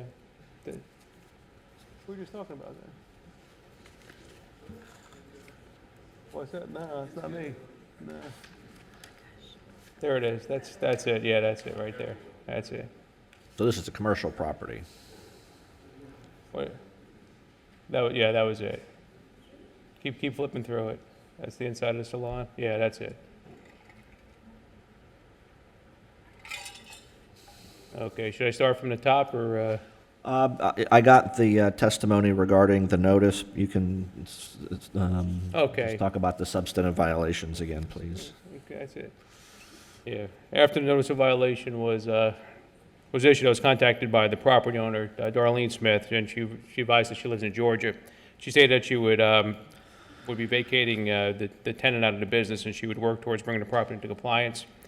As of today, the property remains in violation of code sections 18103D regarding the rainwater coming in from the roof. A permit was recently applied for, but has not been issued. 18103I, the electrical sockets have not been repaired. This is Mrs. Smith's son, who's here today. He advised today that the repairs were made to the electrical sockets. I just have to go out and confirm that they are working now. Okay. And no rental license have been applied for residing in the back, nor can one be obtained. So he agreed to vacate that back area. I just have to go out and confirm that that's going to be the case. So what we need is the permit to be issued for the roof, and then just verification that the back has been vacated and the electrical sockets are working now. So we're asking for 30 days or $200 a day fine be assessed. 30 or how much? 200. 200, thank you. All right, sir, let me hear from the respondent. Good morning. Good morning. Willie Smith, agent for Darlene Smith at 437 25th Street. Thank you. I really don't have anything to say other than he's been very professional, very courteous, and very kind, and 30 days is more than enough to get this completed. My only issue is speaking with the roofing company, Leo's Roofing, that we're on the schedule, but when there's a day of rain, everybody gets moved back. Yep. And they can't give me a definite day when they're going to be able to start. So let me ask the city, in this case, are you looking for the issuance of the permit or the completion of the work in terms of compliance? No, we're just looking for the issuance of the permit to be issued. Okay, so once the at that permit time. is issued and picked 6 up months. from the contractor, the city will consider you in compliance on that. Okay. And then you'll have to comply with the conditions of the permit, and the permit doesn't stay open forever. They have to, move forward under the building permit, but that'll get you out of code enforcement at least. Okay, absolutely. All right? All right, thank you. Anything else, sir? No, sir. All right, anything else from the city? No, nothing. All right, I do find proper notice in this case. Respondent son is present. The city has proper documentation for notice. Based on the evidence and testimony, I will find the property remains in violation as cited in the notice. I'll allow the additional 30 days. Thereafter, daily fines of $200 per day will be assessed until compliance is achieved. Thank you. Thank you.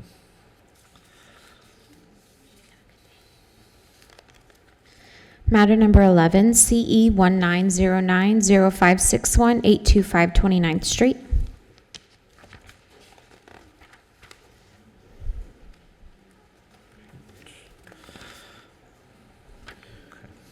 Good morning. Ray Leung, City of West Palm Beach Code Compliance. 825 29th Street was originally cited on 9/27/19 with a notice of violation Mr. Leung. posted at the property. Hang on a sec. Do we have a respondent here for this case? Oh, no, Jerry Special Robertson? Magistrate, he had to leave. Oh, I'm sorry. He had an appointment, he had to leave. all right. He was present earlier. Okay, then let's go ahead and do the case. Thank you. Ray Leung, City of West Palm Beach Code Compliance. 825 29th Street was originally cited on 9/27/2019 with the notice of violation posted at the property and City Hall on 10/3/19. Certified mail was sent on 10/1/19. This property was cited for inoperative vehicle and the exterior paint is required. I have made contact with the owner who was present today but did have to leave and requested more time. The city is requesting an additional 30 days to come into compliance or $100 per day. until compliance is achieved. All right, thank you. I have reviewed the evidence while you've been testifying. I do find proper notice with the posting in the certified mail. I find property remains in violation as cited. I'll grant the request for the additional 30 days. Thereafter, daily fines of $100 per day until compliance is achieved. Thank you.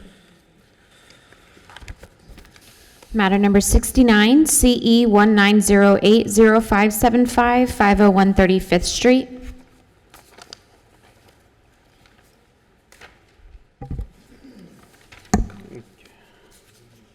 Let's make sure we get you have the pictures coming up for that, so make sure that they're, yeah, 501 35th.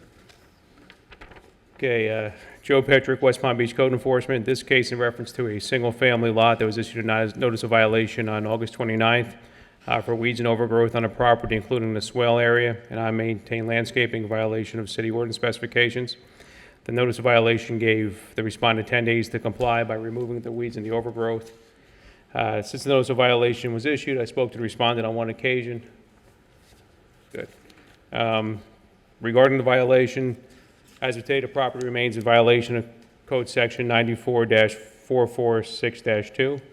The city is asking for 10 days to comply or a $100 a day fine be assessed.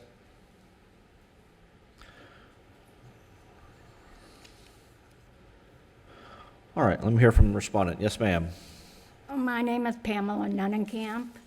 I've got the weeds taken care of and mowed. I just haven't been able to get any mulch or anything else to put in. All right, the city is suggesting that you be given an additional 10 days to take care of that. Do you think you can get that done in the 10 days? No, because I won't have the money. All right, can you get it done within the, I don't have a problem months. giving you 30 days. Can you do that? I still won't have the money. If so, let me ask the city, is the mulch required for compliance? What has to happen for It compliance? is. We have some mulch that's there, as we can see from the pictures, and then Yep. there's a sand and weed lots, spaces in there. So the front yard has to be filled in with something besides sand and weeds. It could be sod, it could be mulch, it could be some other plant material if you like, or pretty much anything, rock, anything except for sand and weeds. Okay. Well, let me ask, how much time do you think you need? I can be reasonable, but I'm not. Could I have 2 months? 60 days? It says the city on 60 days on this. It's a financial burden. Is that what it is? Can you keep the Yeah. Can you keep the swale cut in the meantime? Yeah. You keep the swale cut in the meantime? Okay. Okay. Somebody's been mowing that for me. Okay. So I will agree to the 60 days, but the city makes a good point. You need to keep everything mowed. And if, city comes back and shows me that that didn't happen, I'll be less willing to work with you. So I will, anything else you want to tell me, ma'am? No, I don't think so. All right, thank you. Anything else from the city? Nothing else. All right, I will make finding a proper notice. The respondent is present at the hearing, and there was proper documentation. I'll find that the property remains in violation of City Code Section 94-446-2. I am going to allow the 60 days for compliance. Thereafter, daily fines of $100 per day will be assessed until compliance is achieved. You need to keep it mowed until you get that mulch down in 2 months, okay? Thank you, ma'am. Thank you.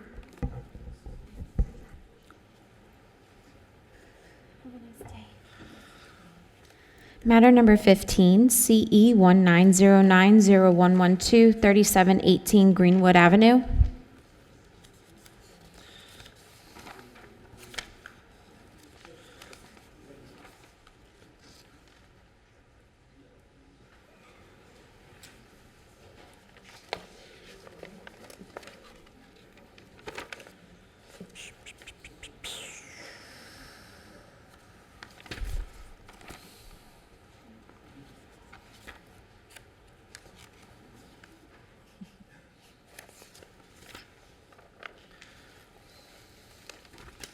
Good morning, Natalie Clark, City of West Palm Beach Code Enforcement.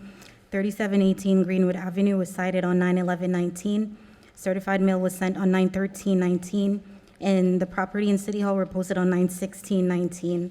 The property was cited for 18-103-2, 18-103C, 18-103E, 18-103I, 18-106A, 18-162A, 18-103J, 18-95A, 18-97-1, 22-32A, and 94-71-C.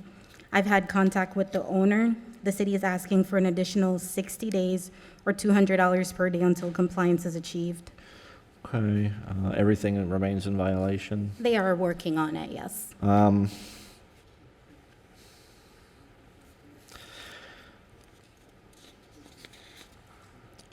the 18103I, it talks about equipment maintenance and says the air conditioner is in poor working condition. What does that mean So, in terms of a code violation? It's leaking.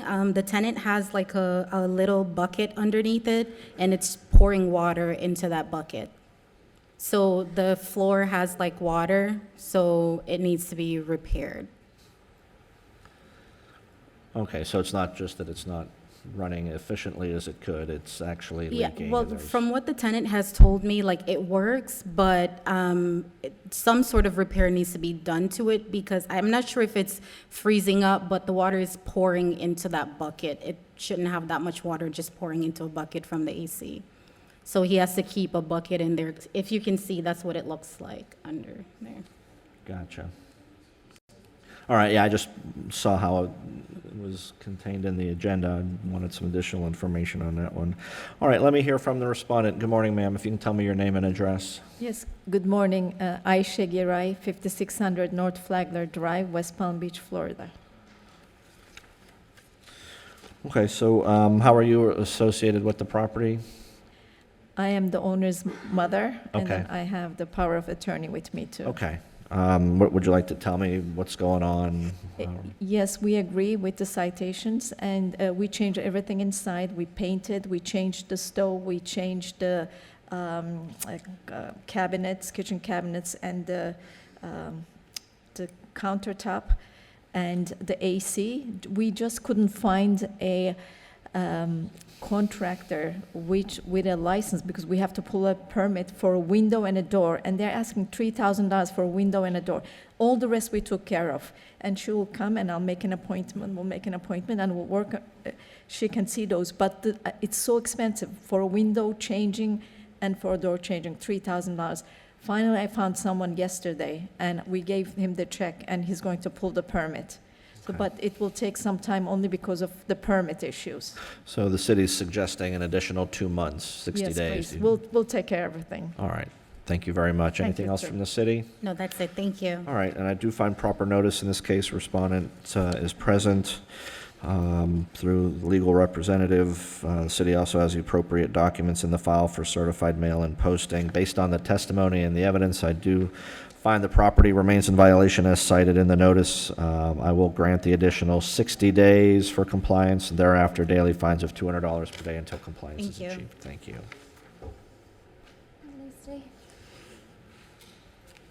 Matter number 72, CE 19080351, 500 Executive Center Drive, Unit 1G.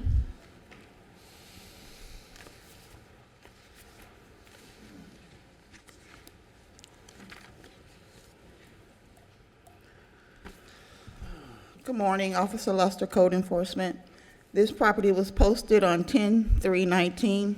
Certificate of certified mail was signed on 8/19. The property was cited for rental license and certificate of use. I've had no contact with the owner, and I'm asking for my usual 30 days or $100 per day. Let me hear from respondent. Yes, ma'am. Yeah, good morning, sir. I'm Diana Haley. I'm a realtor, and I sold this property to my investor. My investor is in Chile, and he has a tenant. The tenant received a letter some time ago, but he didn't tell us about the letter, and we didn't know about the license for rent in long term is required. So now I went to the office and I applied for the license and I paid, and kindly I'm asking for an inspection to finish the process. Okay, thank you. Anything else you'd like to tell me? I'm sorry? Anything else? No. All right, thank you. Anything else from the city? No, sir. Thank you. I do, in this case, find proper notice. I will find, based on the testimony and the evidence, the property remains in violation as cited. I'll grant the request for 30 additional days for compliance, thereafter daily fines of $100 per day. Thank you. You can step outside and I'll give you an appointment. That's your order, yes. Okay, no more respondents. No more. Are we at the top of the docket? All right. Matter number 1, CE 19090355, 835 the Flamingo Drive. Don Williams, Code Enforcement, 835 Flamingo Drive was cited for 18106B and 18215B, which is overgrowth and a failure to comply from abatement. I cited the property on 9/23/2019, certified mail sent out 9/25/19, posted the property October the 5th. No contact with the owner of the property. It is in compliance as of yesterday, but it was out of compliance on my reinspection date, so I'm asking for a finding of fact. All right. I do find proper notice with the certified mail and the posting. Based on the testimony and the evidence, I will enter a finding of fact in this case. Thank you. Matter number 2, CE 19090025, 424 53rd Street. That's for this case. Good morning, Joseph Oliva, Chronic Nuisance Officer for the City of West Palm Beach. This property was declared a chronic nuisance on 9/6/2019. The declaration was posted on 9/6/2019 and certified mail sent on 9/6/2019. There has been no contact with the owner nor an action plan to date. The notice of violation was posted on 9/26/2019 and certified mail sent on 9/25/2019. The property has been owned since February of 2011. Its previous adjudications, they were cited on 3/28/2019 for overgrowth, shutter permit, paint, rotten wood, outdoor storage, in-op vehicle. When the property was declared a chronic nuisance, there was excessive overgrowth, landscape maintenance, obstruction of the right-of-way, trimmed trees and hedges, trash and debris, outside storage, and clean and sanitary conditions. The city requests that the special magistrate find a pattern of nuisance activity and enter a chronic nuisance service order for the services to be provided by the city to include but not limited to maintaining of the landscape, removal of trash and debris, trimming of any trees and hedges, and access to the yard or any other abatements methods necessary to keep this property in compliance. Okay, and we have no respondents present. I do find proper notice, however, with the certified mail and the posting. In reviewing the photographs and listening to the testimony, I will make a chronic nuisance finding, find a pattern of nuisance activity, enter a chronic nuisance service order that includes, but is not limited to, maintaining the landscaping, clearing debris, trimming the hedges, doing any other activities that are necessary to eliminate the chronic nuisance conditions of the property, assess the property, and or assess the costs of doing that work against the property. Thank you. Thank you. Yeah. Matter number 4, CE 19090128, 3200 45th Street.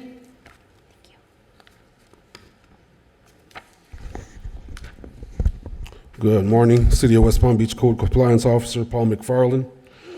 On September 11th, the property at 3200 45th Street was cited for clean and sanitary, excessive growth, swales and parkways overgrown, and a failure to comply.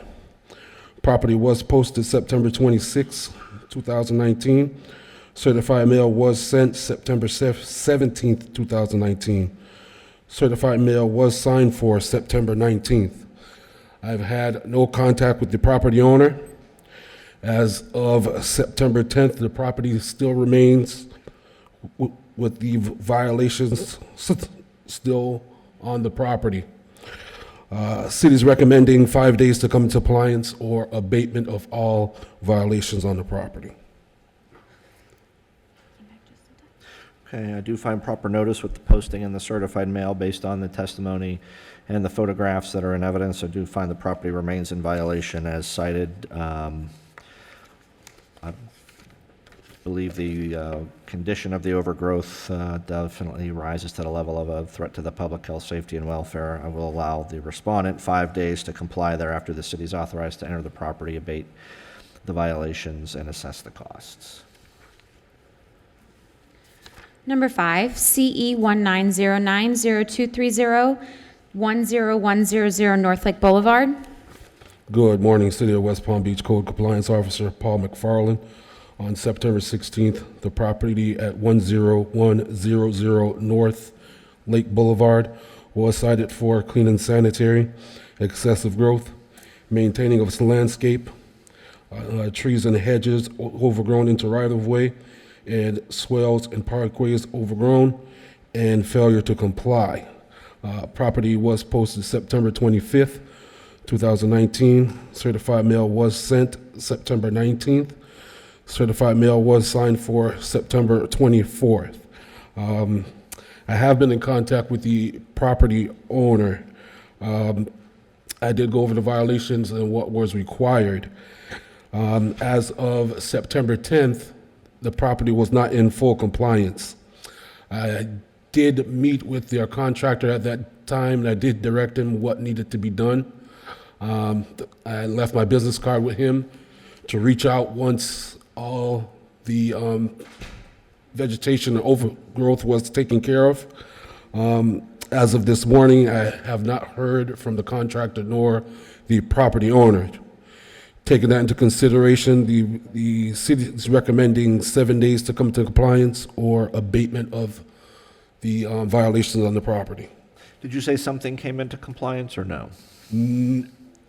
It did not fully come into compliance. They cut some of the overgrowth, but there's still overgrowth into the sidewalk. There's still hedges overgrown. There's trees overgrown. I did point all that out to the contractor, but I have not heard back from the contractor. They're stating that it's ready for inspection. Well, are the photographs I'm looking at still representative of what the condition of the site is? It's still not done. Okay. Then in this case, I do find proper notice with the signed certified mail and with the posting. Based on the testimony and the evidence, I do find property remains in violation as cited in the notice of violation. I find that the overgrowth clearly rises to the level of constituting a threat to the public health, safety, and welfare. I will allow the respondent 7 days to comply. Thereafter, the city is authorized to enter the property, abate the health, safety, welfare violations, and assess the costs. Thank you. Number 6, CE 19090177, 700 South Rosemary Avenue, Unit 102. Michael Williams, Code Enforcement Officer, City of West Palm Beach, 700 South Rosemary Avenue, Suite number 102. More specifically, BurgerFi was cited on 9/12/19. Certified mail was sent on 9/13/19. We do have a signed certified mail receipt on file. The property, as well as City Hall, was posted on 9/13/19. Property was cited for 94-402-B-2-2 prohibited banners, and also 94-6 restriction upon land use. Basically, they are operating the property as if they have a sidewalk cafe permit, which they absolutely do not. They have not made application either. I did speak to the manager of the store when I posted the property, made him aware of the fact that they do in fact need a sidewalk cafe permit in order to operate their business in such fashion. So he was made aware. In addition to the posting, do have the certified mail receipt on file. The city is requesting 30 additional days in order to comply, or a fine of $100 per day be imposed. Is 30 days enough time for them to apply for the, well, I guess the options would be to apply for them, get the permit, or take the sidewalk? Yes, cafes absolutely. down? And I did state that specifically as well. What is the signage that's in violation? There's a, Monique, can you go back to the previous photo? Is that it? No.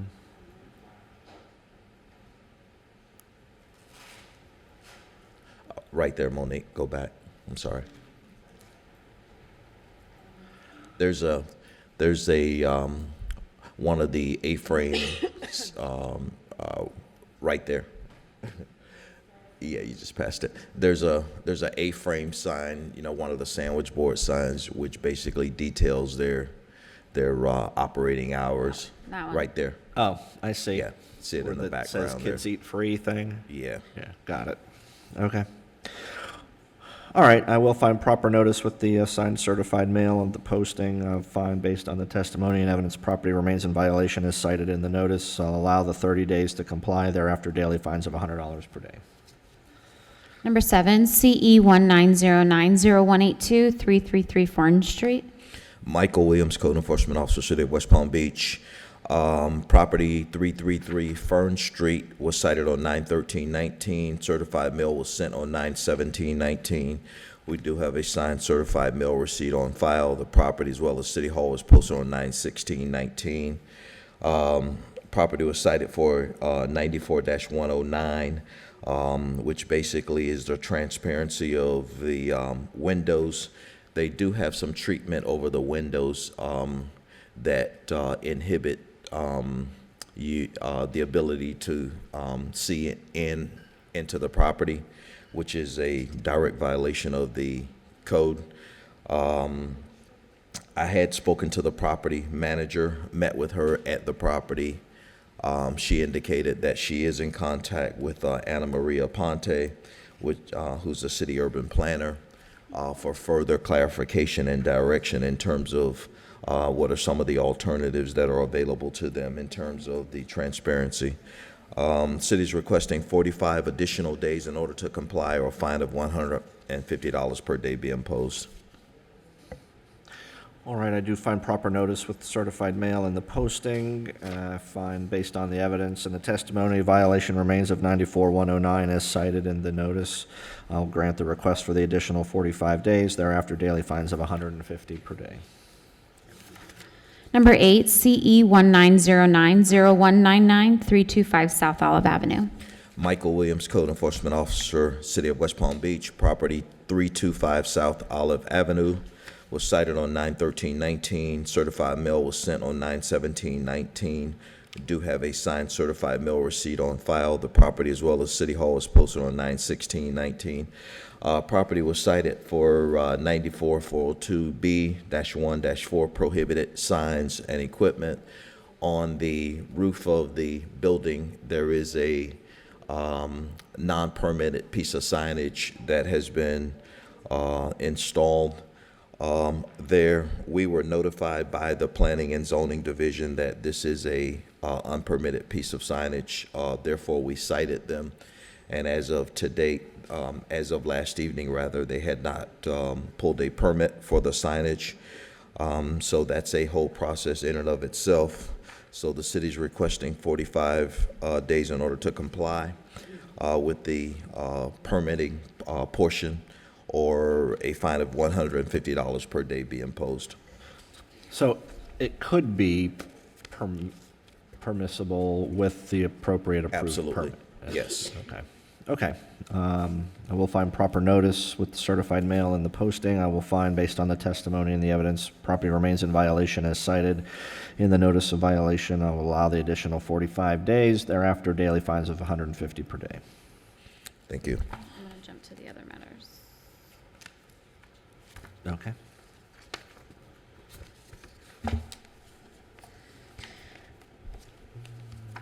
Other matter number 6, CE 19100082, 1921 Okeechobee Boulevard. Hello, sir. I have not been sworn in yet. I don't think anybody has in this room. All right. So, yeah, in fact, if let me go ahead and do a swearing in. If you were not here this morning when I swore in folks for the regular agenda, and you're going to be speaking to me about any of the matters that are going to be coming before me, you do need to be placed under oath. So if you will be testifying on some matter on the agenda, please stand and raise your right hand. Thank you. Do each of you swear or affirm under penalties of perjury that your testimony this afternoon or this morning will be the truth, the whole truth, and nothing but the truth? I do. Thank you very much. Folks in the audience can have a seat. Folks at the podiums can stay standing. Very briefly, for all these cases, I'll hear from the city's witness or witnesses first, look at whatever evidence the city has. You'll have an opportunity to see that evidence, ask questions of the city's witness or witnesses, and after that, if you have additional information, evidence, or testimony that you want to give me, that'll be the time to do so. After I've heard everything from both parties, I will in all likelihood enter an order that grants some relief or otherwise disposes of the case this morning. So that is generally how we'll proceed. We're on item number 6, and everyone's been sworn in, so let's go ahead and proceed. Well, it's Agent Timothy Colvin, City of West Palm Beach Police Department. On Monday, September 16, 2019, I was working part of an undercover operation designed to check point-of-sale vendors that they're properly checking IDs prior to selling alcohol. At 21:42 hours, I sent a confidential source who was at the age of 19 at the time of the operation into 1921 Okeechobee Boulevard. The confidential source went to the freezer area, retrieved a 6-pack of Budweiser cans, approached the clerk, was able to purchase the alcohol with funds provided by the West Palm Beach Spender Fund without being asked to provide ID of any sort. Following the interaction, which was audio monitored by myself and Agent Hermanos, Agent Hermanos went inside, made contact with the clerk, explained to him that they did sell to an underage person, obtained a picture of the clerk that sold and the alcohol they sold, and retrieved our buy money back. This is their third, possibly fourth. It's at least their third, possibly fourth. I know we gave them a warning, I believe, on the last one. But it's been their fourth, at least for sure, their third offense over the past couple years. Right now, we're asking for a $500 fine, and then putting them on notice that there's potential that we could move forward with revoking their certificate of alcohol sales. Tell me about, so 500, the city's recommendation is a $500 fine, and what's the other piece? Just putting them on notice. This is not a part of this, but just giving them a heads up that the city may move forward with oh, okay, that would be a separate proceeding. Yes, a separate proceeding. The photograph with the document, that's the hand delivery of the notice of violation, is that correct? Correct, and I think that's I'll go back to it. I'm not the one that actually does that, code enforcement does it, but they usually post it, but that's at the store itself, on the floor. Okay, anything else from the city on this one? No. All right, let me hear from the respondent. Yes, sir, if you'll tell me your name and address, please. My name is Rashidul Hassan. Let me get you to speak a little closer into the microphone so we can hear you. Rashidul Hassan. There you go. Mm-hmm. Is there anything that, what would you like to tell me about this? I talked with my cashier. He says a little busy, but he by mistake he sold the alcohol and underage. That's it, he told me. Okay. Anything else? No, that's it. All right. Based on the evidence, I do find proper notice. Find a violation of City Code Section 6-12. Find that it is a repeat violation. I will order the $500 fine, and the respondent is duly put on notice as indicated by the officer. Is there a time frame you want to give to pay Pardon the me? fine? Is there a time frame you want to give to pay the fine? So do you have a recommendation on payment of is there a time frame on that you want? Within 30 days would Within be 30 days, that's granted. recommended. I'll do that. You have to pay that within 30 days, sir. All right. Thank you very much. Thank you. Your order for today. Yep. Other matter number 8, CE 19100087, 6715 South Dixie Highway, mobile gas station.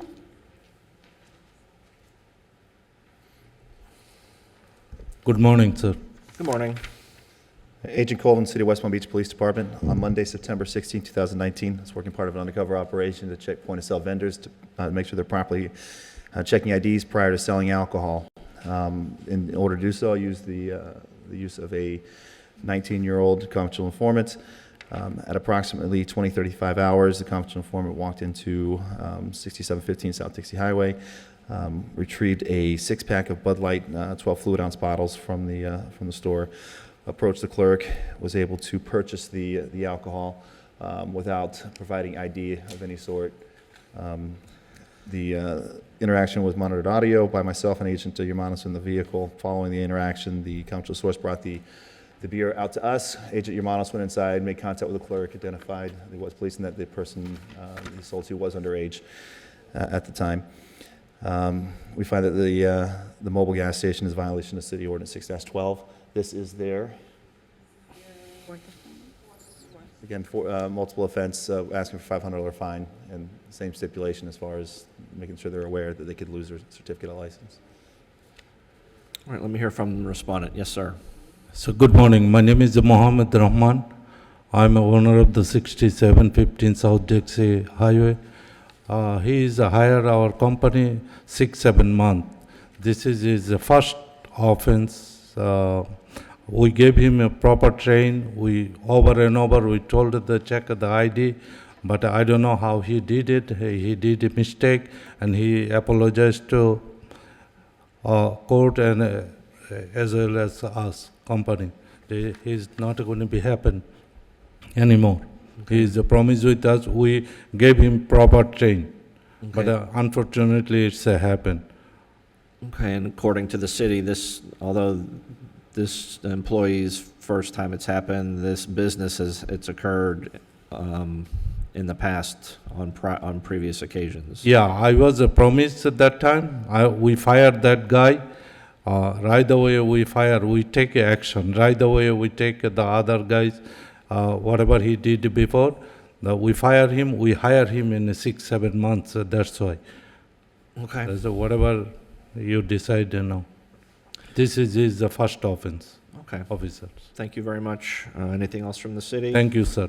You're welcome. I would say just for them, it's the first time we've checked since the last time you failed, so you haven't passed since, you haven't passed in like 2 years. All right, so I am They going to need find to- proper notice in this case.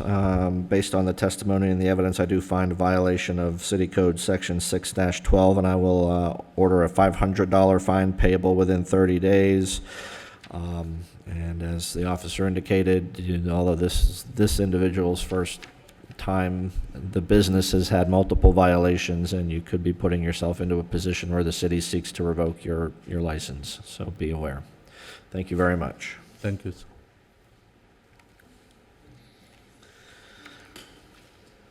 Other matter number 9, CE 19100088, 1705 Belvedere Road, Chevron Gas Station.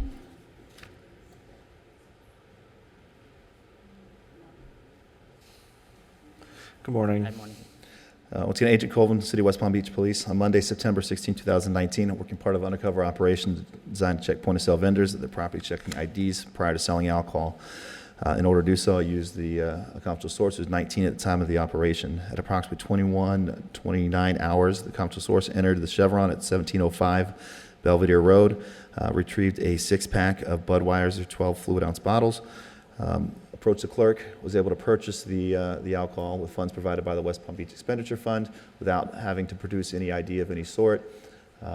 Following the interaction, the confidential source came back to the vehicle. Agent Yamanos went inside, made contact with the clerk, explained to them that they had sold to underage, and retrieved our buy money back.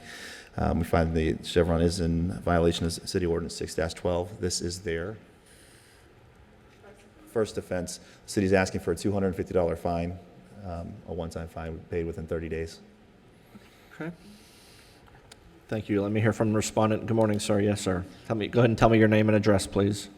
My name is Zahir Alam. Name Zahir Alam. Okay, and let me get you to speak a little closer. Zahir Alam. Thank you very much. And what would you like to tell me about this matter? Sorry, am I speaking English? Okay.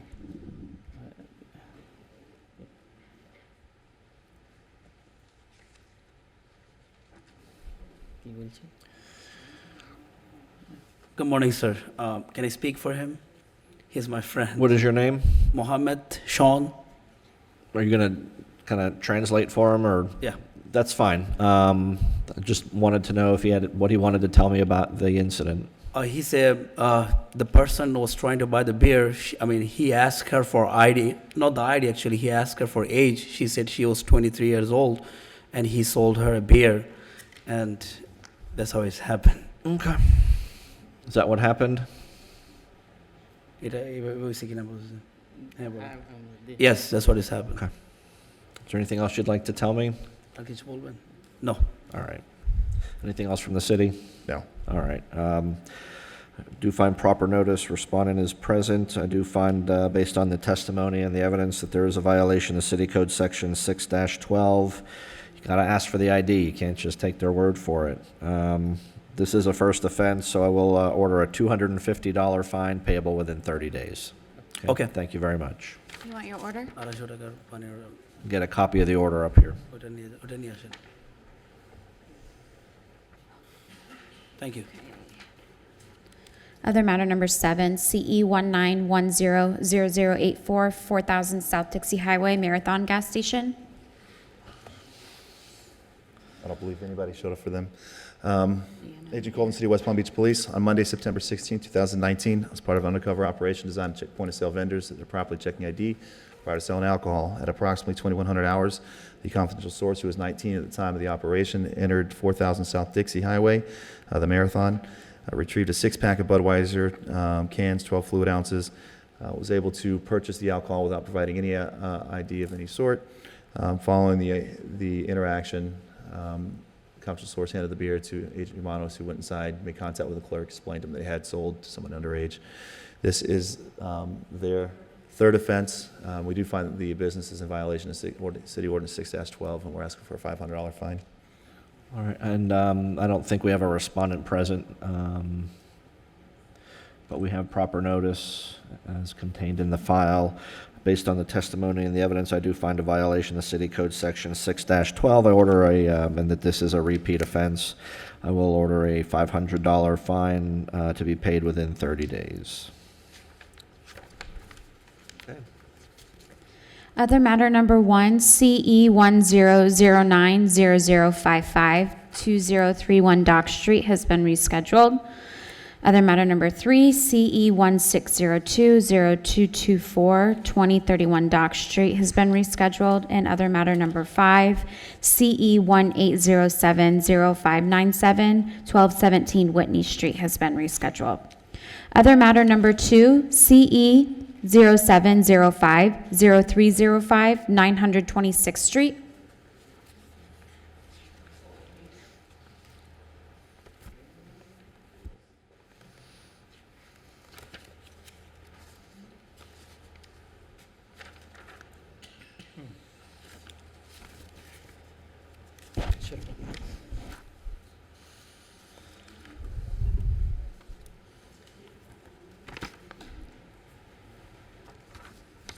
Okay.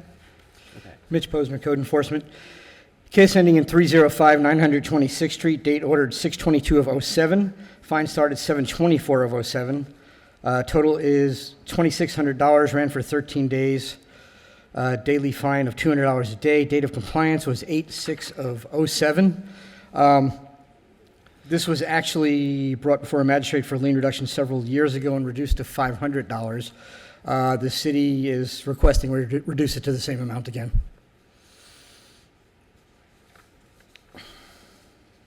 Okay. We hear from the respondent. Yes, sir. I'm just ready to pay. It's $500. That was the request. It doesn't sound like there's an objection. I will, given everybody seems to be in agreement, I'm certainly not going to stand in the way of that. $500 payable, you're going to pay that today? Right now. Payable today. All right. Good. Who do I pay? You go across the hall to pay. Thank you. No, you're good to go after that. Thank you very much. Okay. Magistrate, They can't all before she calls that next one, the lien reductions, they were actually told 11:30. The attorney for that one stepped out of the room. Oh, for number 4? Correct. Okay. So before she calls it, he's not actually in here at this Okay. moment. Why don't we go back to the regular agenda, and when he comes back, we'll jump back in. Okay. Where were we at? I think we were at number 9. Matter number 9, CE 1909-0113, 911 31st Street.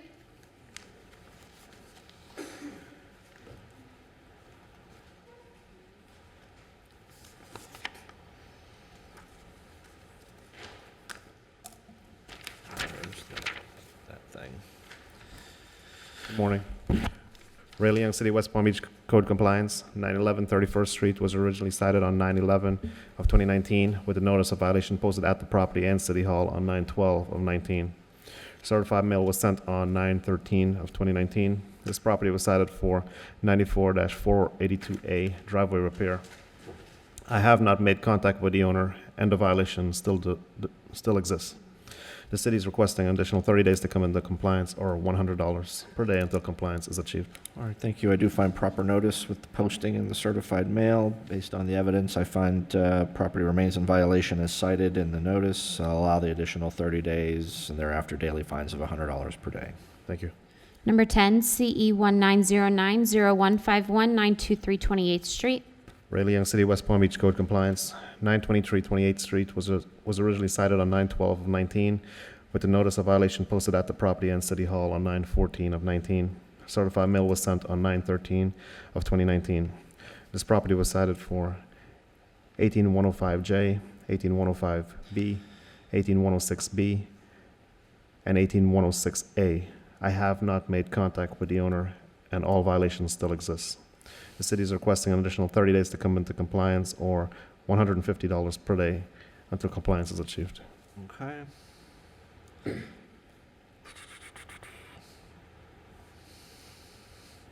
What needs to be painted? Is it, I see the repair right there. Is it the same structure that needs to be painted? It's, Oh, I see. I got you. Yes. Okay, I do find proper notice with the posting in the certified mail based on the evidence. I do find property remains in violation as cited in the notice. I'll allow the additional 30 days for compliance, thereafter daily fines of $150 per day. Thank you. Are we ready to go back to the other matter agenda? Yeah, you just sat down. Do we have someone here for 425 Coniston Road? All right, great. Let's go jump back to that agenda. Morning. LLC. Oh, yeah, go ahead. Other matter number 4, CE 16030-934, 425 Coniston Road. Okay. Mitch Posner, Code Enforcement, 425 Coniston Road, case ending in 934. Date ordered 7/6 of 16, fine started 8/6 of 16, ran for 46 days. Total $4,600, $100 a day, date of compliance 9/21/16. New owner, which is the only mitigating factor, they purchased the property with the lien. There's no remarkable history. City is requesting standard 25%. Okay.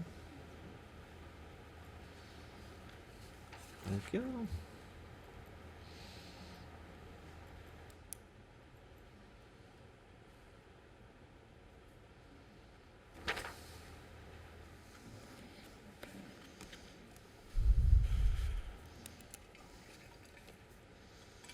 Yes, sir. Good morning. Let me get you to talk a little closer into the microphone so I Good can hear morning, you. Jeff Anarino on behalf of Thank you. Otzman LLC. My understanding, getting this on last-minute notice, is that the code violations have been cured. That is correct. You wouldn't be here if they weren't. And since my client purchased this property with these violations, he's requesting a discount as low as possible that the city's willing to go. Okay. He has made significant improvements to the property. No, the pictures are dated a couple months ago, but if that's what it looks like, definitely is a nice-looking piece of property. They did a good job. All right, anything else, sir? That's it. Anything else from the city? Negative. All right, I'll reduce this to $1,000 payable within 30 days. Thank you. Thank you. Here's a copy of the order for your client. Have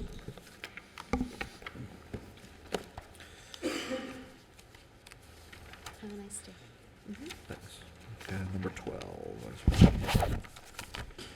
Matter number 12, CE 19090033, 3807 Eastview Avenue.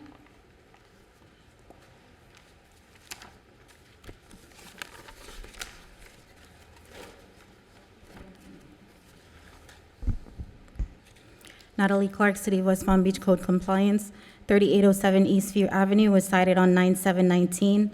The property and City Hall were posted on 9/16/19, and certified mail was sent on 9/7/19.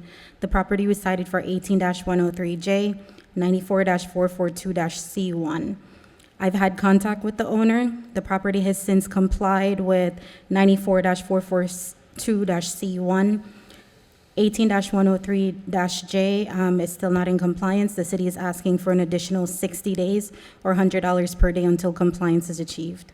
Okay, we'll find proper notice with the posting and the certified mail. Based on the evidence, find the property remains in violation of 18-103J, complied with 94-442-C1. I'll grant the request for the additional 60 days. After that, daily fines of $100 per day. Number 13, CE 19090035, 818 38th Street. Natalie Clark, City of West Palm Beach Code Compliance, 818 38th Street, was cited on 9/7/19. Certified mail was sent on 9/11/19, and the property and City Hall were posted on 9/16/19.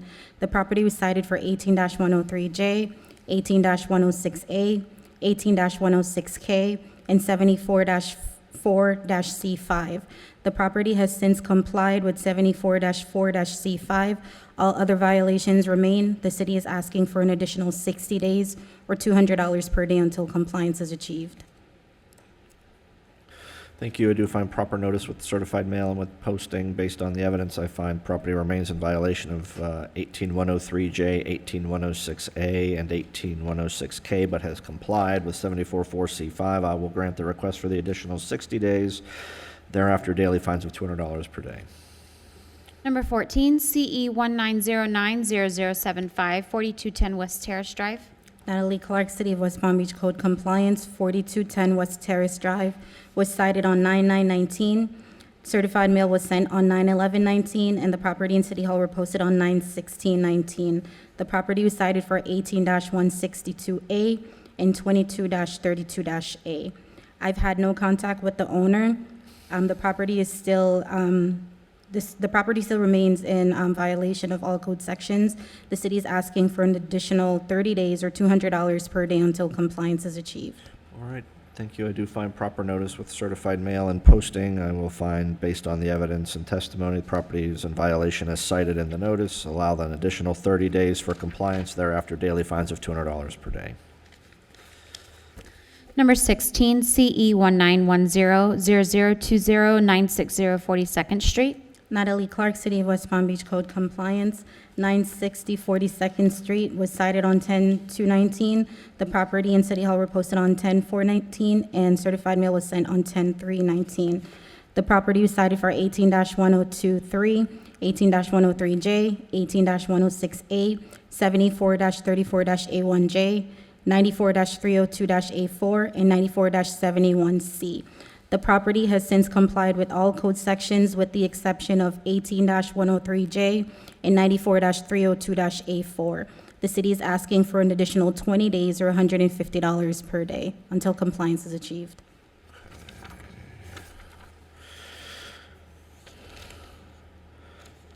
So garbage can placement and the fence maintenance is what's outstanding? The fence maintenance and the paint. So 18103J and 94302A4. Checked off the wrong one.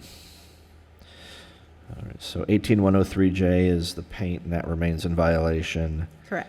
And 94302A4 is the fence maintenance, and that remains in violation. Correct. And the photographs show both of those. I will find those violations remain. Found, based on the testimony, compliance with the other cited code sections. I also find proper notice with the posting in the certified mail. Grant the request for the additional 20 days for compliance, thereafter daily fines of $150. Thank you. Number 17, CE 19080323, 4415 North Flagler Drive has complied.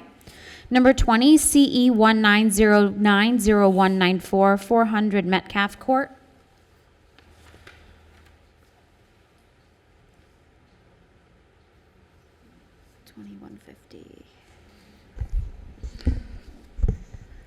Christopher Thompson, City of West Palm, code compliance. Property at 400 Metcalf was cited on 9/13/2019. Notice of violation was posted in City Hall at 9/16/2019. Certified mail was also sent on 9/16/2019. Property was cited for high grass, outdoor storage, exterior paint, rotting wood, clean and sanitary. I have not made contact with the homeowner. As of yesterday, the property is still not in compliance, and the city is requesting an additional 30 days to come into compliance, or $100 until compliance is achieved. How many days did you say, 30? 30. Thank you. All right, I do find proper notice with the posting and with the certified mail. I will,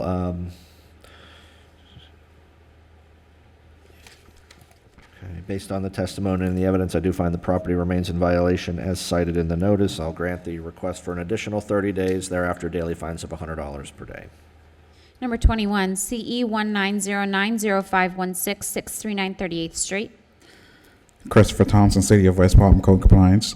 Property at 639 38th Street was cited on 9/26/2019. Notice of violation was posted in City Hall, and certified mail was sent on 9/27/2019. Property was cited for trash and debris, safe egress, outdoor storage. I have not made contact with the homeowner, and as of yesterday, the property was still not in compliance. The city is requesting additional 30 days to come into compliance, and $100 until compliance is achieved. Thank you. I do find proper notice with the posting and the certified mail. I find, based on the evidence, property remains in violation as cited in the notice, and I'll grant the request for the additional 30 days, thereafter daily fines of $100 per day. Thank you. Number 22, CE 19070318, 505 15th Street, complied. Number 23, CE 19090254, 1376 8th Street has complied. Number 24, CE 19090276, 1453 7th Street. Officer Phil Cartwright, City of West Palm Beach Code Enforcement. Property at 1453 7th Street was originally cited on September 18th of 2019 for an inoperative vehicle. Service was achieved by certified mail. The property was posted on September 19th of 2019, as well as posted at City Hall. The violation is still current. The city is asking that the property come into compliance within 10 days or $100 per day thereafter. Was it the white car, the white Mercedes? The Mercedes on the left. Yes, sir. Is it is it no tag, or is it like Flat tires. flat tires too? Yep. And no tag. Oh, I see. Okay. I will find proper notice with the certified mail and posting. Based on the evidence, find the property remains in violation of 34102A. Grant the request for the additional 10 days for compliance, thereafter daily fines of $100 per day. Thank you. Number 25, CE 19090277, 1457th Street, complied. Number 26, CE 19090472, 1376 11th Street has complied. Number 27, CE 19090485, 1301 11th Street has complied. Number 30, CE 19090357, 513 Huron Place. Good morning, Marcus Williams, City of West Palm Beach Code Enforcement. This property in question was originally cited on 9/23 for 34-102-B, 74-34-A-1-J, 94-482-A, and 94-71-C. To date, all violations still stand. Certified mail was sent out 9/24. It was returned 9/26. I've had no contact with the owner. Property and City Hall was posted 10/4. City is asking for 30 days or $100 a day. Sorry, how much? $100 a day? 30 days or 30, $100 a thank day you. fine. I do find proper notice with the certified mail and with the posting. Based on the testimony and the evidence, I will find property remains in violation as cited in the notice of violation. I'll grant the request for an additional 30 days for compliance and thereafter daily fines of $100 per day. Number 31, CE 19090484, 1522 43rd Street. Marcus Williams, City of West Palm Beach Code Enforcement.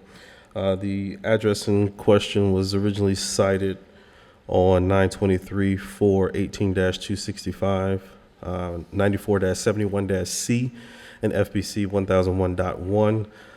To date, everything's been complied except for 94-71-C. The certified mail was sent out 9/27.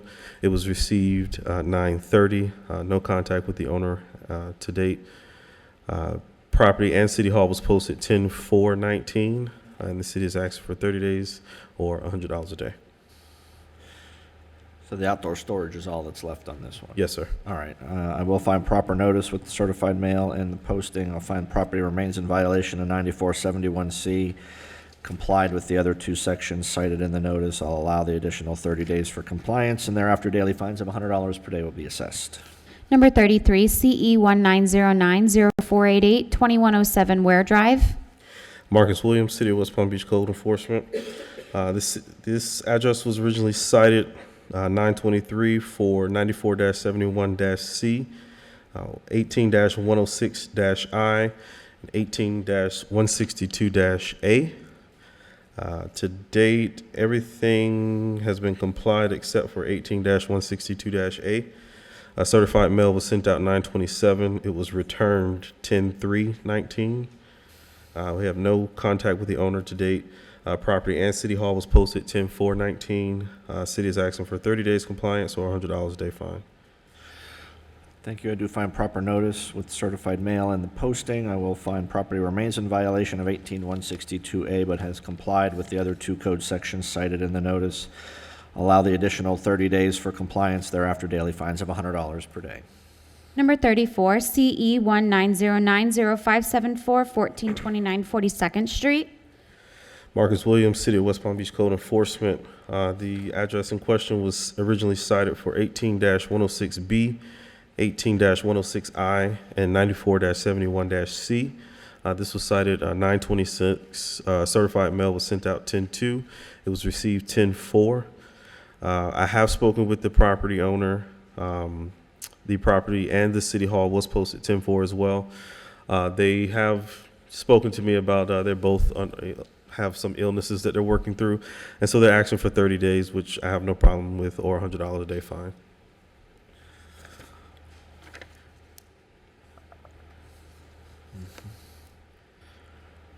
Thank you. I do find proper notice with the certified mail and with the posting. Based on the testimony and the evidence, I will find the property remains in violation as cited in the notice of violation. I will allow the additional 30 days for compliance, thereafter daily fines of $100 per day.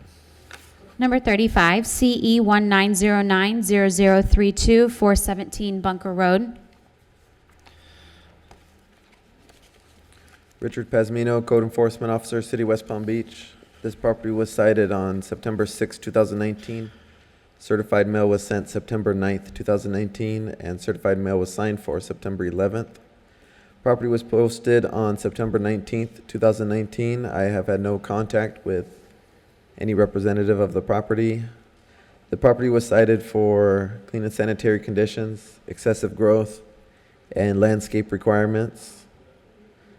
As of today, there has been no progress at the property. All violations do remain. The city's recommendation is for 15 days for the property to come into full compliance, or the city's asking for $100 a day. What's the clean and sanitary? I'm looking for the picture of the debris and some I of that see. There's the vegetative debris. silt fence. Yes. And, okay, got it. I will find proper notice with the certified mail and with the posting. Based on the evidence and the testimony, I'll find the property remains in violation as cited.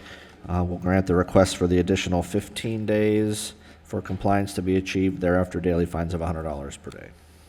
Number 36, CE 19090077220 Plymouth Road. Richard Pasmino, Code Enforcement Officer, City of West Palm Beach. This property was cited September 9th, 2019. Certified mail was sent September 11th, 2019. The property was posted on September 19th, 2019. This property was cited for clean and sanitary conditions, fence, wall maintenance, and landscape maintenance. I have had no contact with the owner of the property. As of today, some landscape maintenance was done. It's incomplete. The bamboo was cut. There's still some work that needs to be done. For the fence, a permit has been applied for. It hasn't been obtained yet. There's definitely a lot of work still needs to be done. The city's recommending 60 additional days for the property to come into compliance, or the city's asking for $100 a day fine. Okay, I do find proper notice with the certified mail and with the posting based on the testimony and the evidence. I will find the property remains in violation as cited in the notice of violation. I'll grant the request for the additional 60 days. Thereafter, daily fines of $100 per day. Number 37, CE 19090140923 West Lakewood Road. Richard Pasmino, Code Enforcement Officer, City of West Palm Beach. This property was cited September 11th, 2019. Certified mail was sent September 13th, 2019, and the property was posted on September 19th, 2019. This property was cited for clean and sanitary conditions, exterior paint, bulk goods and white goods, overgrowth, trees, hedges obstructing the right-of-way, landscape areas must be grass, unpaved parking, and outdoor storage. I have had contact with the owner and the tenant of the property. Some progress has been made. As of today, code 74-4-B and 74-4-C-4 have come into compliance. All the other code violations do remain. The city's recommending 30 additional days for this property to come into full compliance, or the city's recommending a $100 a day fine.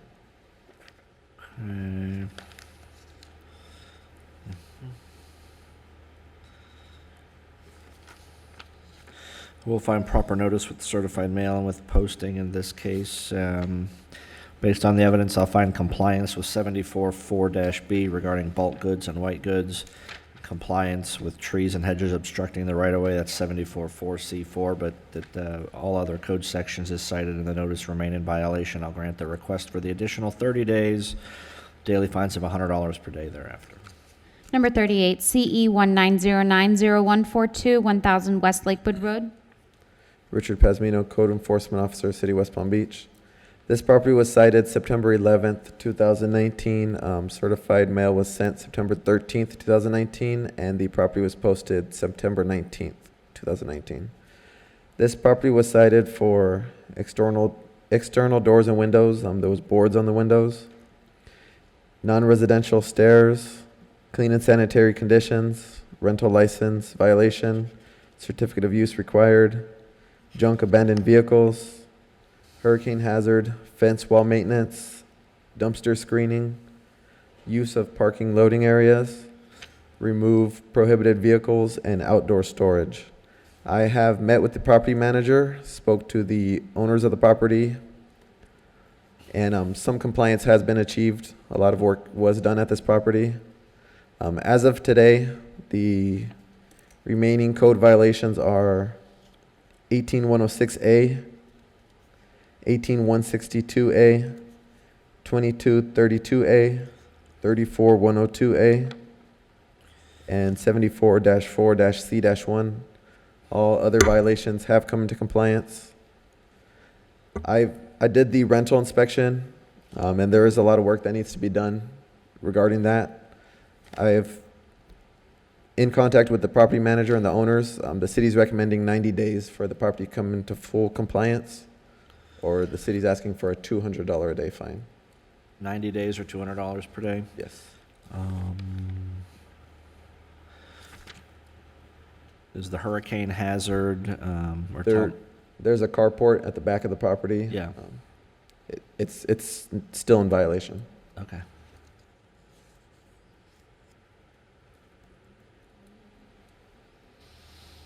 All right, I will find proper notice with certified mail and with posting in this case. Based on the evidence, I'll find the property remains in violation with 18106A, 18162A, 2232A, 34102A, and 744C1. That's the clean and sanitary, the rental license, the certificate of use, the junk and abandoned vehicle, and the hurricane hazard, but has complied with all other code sections cited in the notice. I'll grant the request for an additional 90 days for compliance. Thereafter, daily fines of $200 per day will be assessed. Number 39, CE 19090148, 1011 West Lakewood Road, has complied. Number 40, CE 19090200, 265 Edmore Road. Richard Pazmino, Code Enforcement Officer, City of West Palm Beach. This property was cited September 14th, 2019. Certified mail was sent September 18th, 2019. And certified mail was signed for on September 23rd, 2019. Additionally, the property was posted on September 19th, 2019. I've had contact with the realtor who's trying to sell the property, who said that they would try to get in contact with the owners of the property to correct the violations. I've had no contact with the owners and no actions have been done. This property was cited for clean and sanitary conditions, excessive growth, failure to comply, overgrowth, and clean up to the center of the right-of-way. The property is still in full violation. There's snakes on the property in the backyard. The city's recommending 7 days for this property to come into compliance, or the city's asking for an order to abate all the violations at the property. Yeah, I do find proper notice with the certified mail and with posting. Based on the evidence and the testimony, I will find the property remains in violation as cited in the notice. I do find that the violations, as depicted in the photographs, constitute a threat to the public health, safety, and welfare. I'll allow the respondent 7 days to comply. Thereafter, the city is authorized to enter the property, abate those violations, and assess the costs. Thank you. Number 41, CEE 19090202, Fort 13 Plymouth Road, has complied. Number 42, CE 19090205, 5600 Parker Avenue, has complied. Number 44, CE 19080288, 1410 9th Street. Good morning. Cassandra St. Hilaire, Code Enforcement Officer with the City of West Palm. This property was cited on August 14th. The property was cited for 18162A, 2232A, and 94487B1. Certified mail was signed for on August 17th, and the property and City Hall were posted on August 19th. I've had no contact with the owner. At this time, the property has complied with 94487B1. So at this time, the city is recommending 30 days or $200 per day for the rest of the violations. And that's the rental license and the certificate of use? Yes, sir. All right.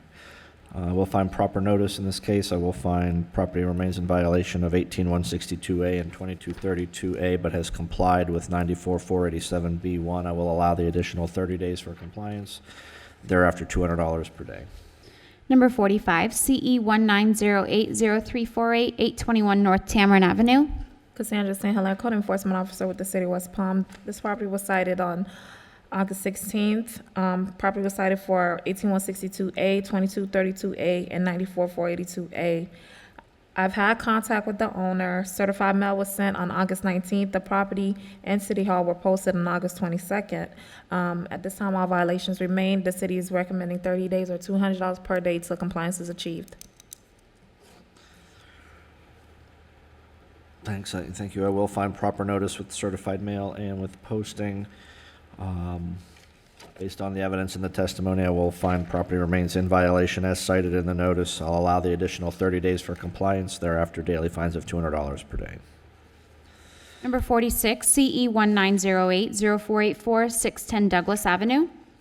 Cassandra St. Hilaire, Code Enforcement Officer with the City of West Palm Beach. This property was cited on August 24th. The property was cited for 18103A, 18103B, 18103E, 18103J, 1816A, 1816B, 1816I, and 74-4C5.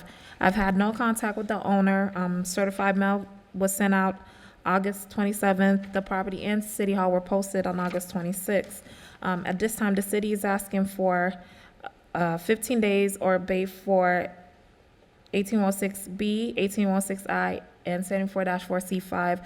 The city does believe that. Hold on. We're not keeping up with you. Oh, I'm so sorry. I'll slow down. I'm sorry. Well, just when you're going to bifurcate it, I just need to be able to note on the agenda which code sections Yes, you want. I am asking for a split order. I'm so sorry. So, all right, so no contact. You were asking for 15 days for compliance for which code sections? 1816B, 1816I, 74-4C5.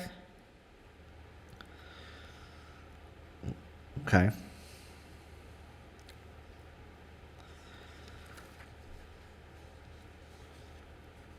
All right, with you. Oh, what? I didn't. Go ahead. Okay, yes. We're asking for 15 days or abate for those codes. The city does believe that it is a possible habitat for vermin, and is constituted as a safety issue for the residents. And also asking for 60 days or 250 per day for the rest of the violations.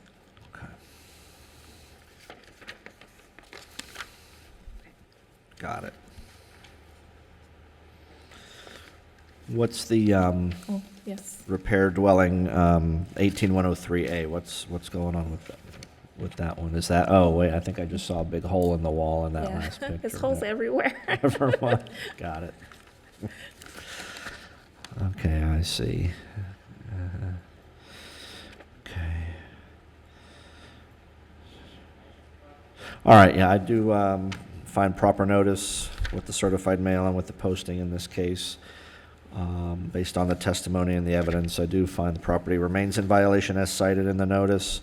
We will allow 15 days for compliance with 18106B regarding the excessive growth, 18106I regarding the trash and debris, and 74-4C5 regarding the waste on the property or in the right-of-way. After the 15 days, if the respondent has not cured those violations, the city is authorized to enter the property, abate those. Those do rise based on the evidence to threats to the public health, safety, and welfare. And you can assess the costs. On all other violations, I'll allow the 60 days for compliance and $250 per day thereafter. But those are not health, safety, welfare. Those are just regular. Okay. Number 47, CE 19090018, 2210 North Australian Avenue. Cassandra St. Hilaire, Code Enforcement Officer with the City of West Palm Beach. This property was cited on September 5th. The property was cited for 1813C, 1816A, 18162A, 22-32A, and 94-402B.2-2. The property has complied with 94-402B.2-2. Certified mail was signed for on September 9th. The property and City Hall were posted on September 6th. I've had contact with the property manager, Vanessa. I do want to put on record that she did reach out to me to do a rental inspection, but due to the fact that there is mold in the units, I had to decline until we were provided a copy from a mold mediation company stating that all the mold was removed. So the city is asking for 30 days or $200 per day until compliance is achieved. Okay.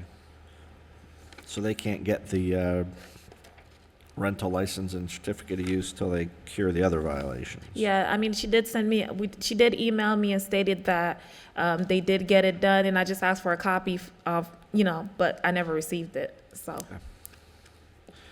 All right, then I will find proper notice in this case. I will find the property has complied with 94-402B.2-2, but remains in violation of all other code sections cited in the notice. Grant the request for the additional 30 days, thereafter daily fines of $200 per day. Number 48, CE 19090171, 1493 North Mangonia Circle. Cassandra St. Hilaire, Code Enforcement Officer with the City of West Palm Beach. This property was cited on September 12th. The property was cited for 7434A1J, 9442A, and 9471C. certified mail was signed for on September 16th. The property and City Hall were also posted on September 16th. At this time, the property has complied with 94-482A. All other violations remain. The city is asking for 15 days or $50 per day until compliance is achieved.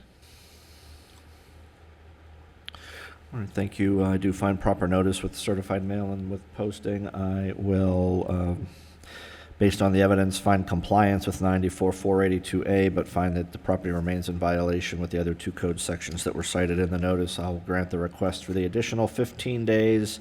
Thereafter, daily fines of $50 per day. Number 49, CE 19090179, 1487 North Mangonia Drive. Cassandra St. Hilaire, Code Enforcement Officer with the City of West Palm Beach. This property was cited on September 13th. The property was cited for 94-442E and 94-482A and 18-265. I've had no contact with the owner. Certified mail was sent out September 16th. The property and City Hall were posted September 23rd. The city is asking for 30 days or $150 per day till compliance is achieved. All right, thank you. I do find proper notice with the certified mail and posting. I will find, based on the evidence, property remains in violation as cited in the notice of violation. I will grant the request for the additional 30 days to comply. Thereafter, daily fines of $150 per day will be assessed. Number 50, CE 19090198, 1338 13th Street. That was complied.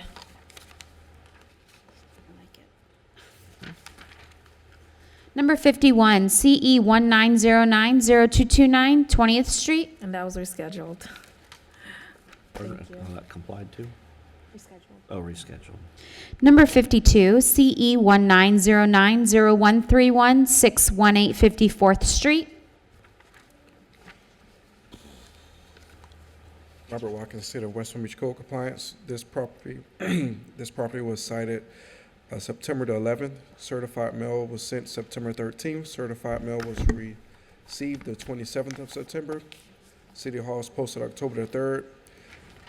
This property was in violation of 18106B, 74-34-A-1SJ, and 18-100. Compliant violations were 18-100. No other violations were complied. The city's requesting 30 days or $100 per day after. What was the safe egress? Oh, there. Never mind. Got it.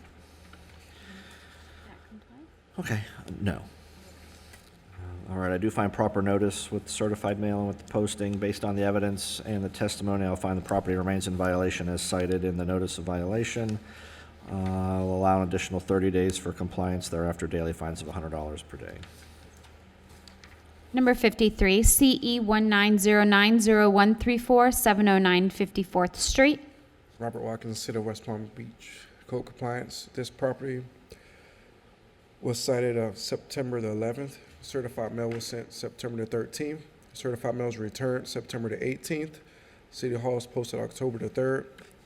This property was cited for 18-100, 18-106B, 34-102A, 74-34-A-1J, 94-482A, 94-71C. Compliant violations were 94-71C, 94-482A, and 18-100. Those are complied? Yes, sir. Okay. Remaining violations, 18-106B, 34-102A, 74-34-A-1SJ. City's requesting an additional 30 days or $100 per day after. No correspondence from the property owner on this one. What was the daily fine you requested? $100. 100? Thank you. All right, I do find proper notice with certified mail and the posting.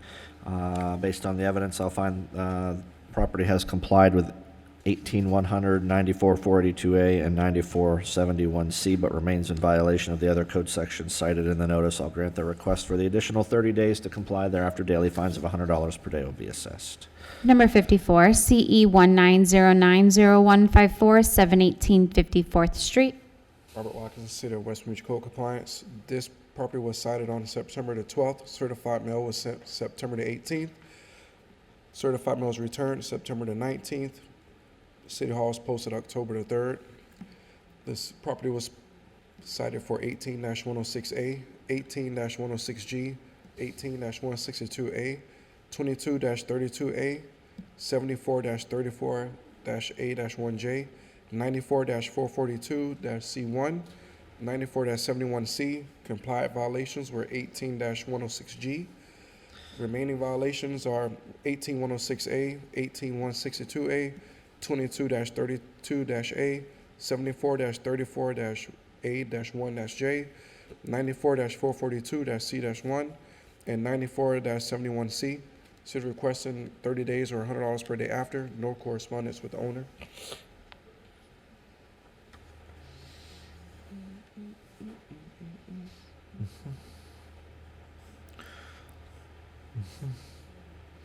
All right, I do find proper notice with the certified mail and with posting. Based on the evidence and the testimony, I find that the property has complied with City Code Section 18106G, but remains in violation of all other code sections cited in the notice of violation. I'll grant the request for the additional 30 days to comply. Thereafter, daily fines of $100 per day will be assessed. Number 55, CE 19090212, 609 52nd Street. Robert Watkins, City of West Palm Beach Code Compliance. This property was cited on September the 16th. Certified mail was sent September the 18th. Certified mail was returned September the 27th. City Hall was posted October the 3rd. This property was cited for 18-100, 18-1023-3, 18-103-B, 18-103E, 18-106B, 18-106G, 18-162A, 22-32-A, 34-102A, 74-34-A-1SJ, 74-4-B-1, and 94-442-C-1. Nothing has been complied with as of yet. No correspondence from the property owner. City's requesting 30 days or $100 per day after.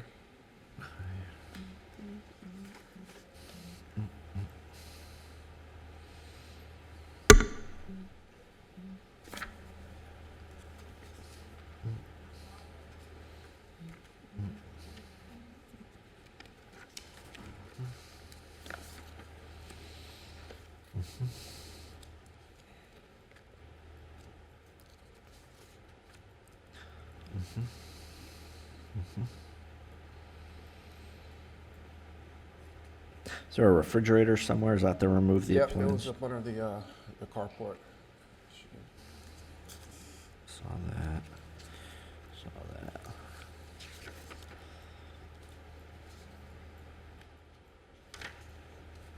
All right. There's a toilet as well, and a stove. Okay, I will find proper notice with the certified mail and with the posting. Based on the testimony and the evidence, I will find the property is in violation as cited in the notice. I'll allow the additional 30 days for compliance. Thereafter, daily fines of $100 per day. Number 56, CE 19090216, 622 52nd Street. Robert Watkins, City of West Palm Beach Code Compliance. This property was cited September the 16th. Certified mail was sent September 17th. Certified mail was returned September 24th.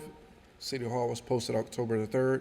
This property was cited for 18-100, 18-106B, 34-102A, 74-34-1SJ, 74-4-B-1, 94-42-A, and 94-71C. Compliant violations were 74-4-B-1, 18-106-B, and 18-100. Remaining violations were 34-102A, 74-34-A-1SJ, 94-482A, and 94-71C. City is requesting 30 days or $100 per day after. No correspondence with the owner.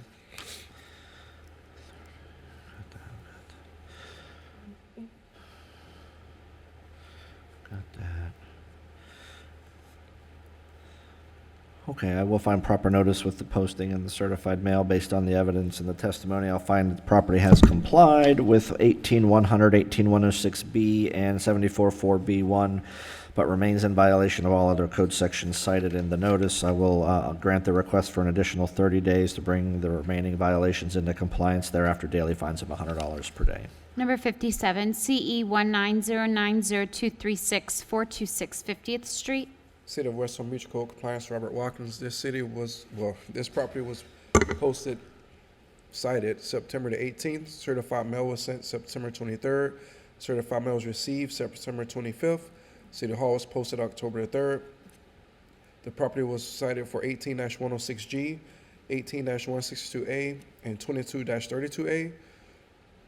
No items have been complied with as of yet. No correspondence from the property management besides the one inquiring on the violations. City's requesting 30 days or $100 per day after. Thank you. I do find proper notice with the posting and the certified mail. I will find, based on the evidence, property remains in violation as cited in the notice of violation. I grant the request for the additional 30 days to comply. Thereafter, daily fines of $100 per day will be assessed. Number 58, CE 19090239424 59th Street has complied. Number 60, CE 19090268730 59th Street. City of West Palm Beach, Robert Watkins. This property was cited September the 17th. Certified mail was sent September the 19th. Certified mail was received September the 20th. City Hall was posted October the 3rd.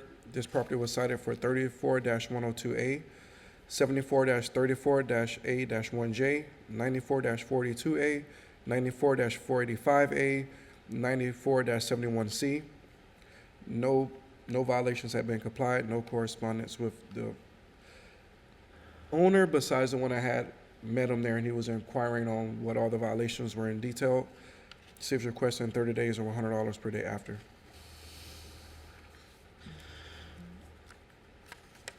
All right, thank you. I do find proper notice with the certified mail and the posting. I find, based on the testimony and the evidence, that the property remains in violation as cited in the notice of violation.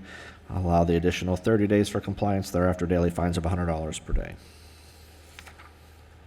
Number 61, CE 19090383633 48th Street has complied. Number 62, CE 19080089612 33rd Street. All right, Joe Petrick, West Palm Beach Code Enforcement. This case is in reference to a vacant single-family resident lot that has individuals living outside in the yard in inoperable vehicles on the property. As a result, there were trash and debris on the property from folks just sort of camping out in the front yard. The property was also cited for overgrowth, a non-maintained swale, no numbers on the house. The house is boarded without a boarding certificate. The fence was cited for being in disrepair. Notice violation was issued via certified mail and posting on August 8th and gave the respondent 30 days to comply. After notice of violation was issued, I spoke to the respondent over the phone on a few occasions. We set up an appointment to meet at the property on August 14th, 2019, but she didn't show up.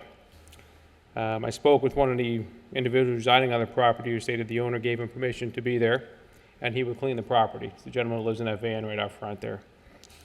After the respondent missed her meeting, and after I spoke to the gentleman at the property, I spoke to the respondent again over the phone and we discussed compliance. As of today, the property came into compliance with one of the code sections, 94-302A4. The fence has been repaired. See that. But remains out of compliance with all other code sections, 18106A, the trash and debris, and most of the overgrowth has been removed. However, unfortunately, the trash is being stored in an inoperable vehicle in front of the property now, that Chevy truck. 18-265, the windows remain boarded without a boarding certificate. 78-6, there's still no address characters. 94-4462, the weeds have been cut at least once. However, the swale needs to be restored and some more weeds have grown. The city is asking for compliance within 30 days or a $200 a day fine be assessed. All right, I will find proper notice with the posting and the certified mail. I will, based on the evidence, find property complied with 94302A4, but remains in violation with all other code sections cited in the notice of violation. I will allow or grant the request for 30 additional days to bring the outstanding violations into compliance. Thereafter, daily fines of $200 per day will be assessed. Thank you. Number 64, CE 19080371 419 32nd Street. Joe Petrick, West Palm Beach Code Enforcement. This case is reference to a multi-unit rental residence on a single-family lot that was issued a notice of violation via certified mail and posting on August 21st for water intrusion, doors and windows in disrepair, damaged electrical, damaged lighting, damaged toilet, a pool pump in disrepair, and missing or damaged awnings and awning covers on the property. No rental license, missing address characters in the alley, a fence and a gate that are damaged, and a lawn that is in need of restoration. The notice of violation gave 30 days to comply. After the notice of violation was issued, I was contacted by a handyman, and we met on the property to discuss the violations. He agreed to follow up with her office. He attempted to get the property owner on the phone at the time, but apparently he was too busy to speak with the code enforcement office when I was out there. Since that meeting, I haven't heard from anyone. The property remains out of compliance of all code sections.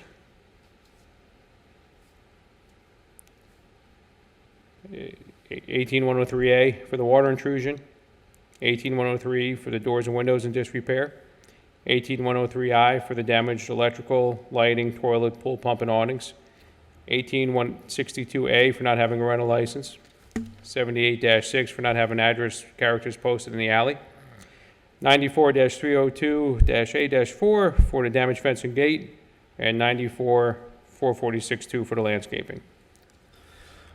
The city is asking for compliance within 30 days or a $250 a day be assessed. Tell me about 94302A4. Is there an unsecured swimming pool? There's a pool back there. However, there's a gate that goes around the exterior of the property and fencing that is secure and does properly latch. Okay. That particular gate's an old decorated wooden fence that was put up for decoration purposes, but nobody from outside the property could get in because of the large wooden fence that goes around the property that is not damaged. Okay, so that fence is a it's not, it wouldn't, was it that white picket fence? Yeah, that white decorated picket fence. So there. that wouldn't be a pool barrier anyway? No, because it's behind other fencing that is intact. Okay, very good.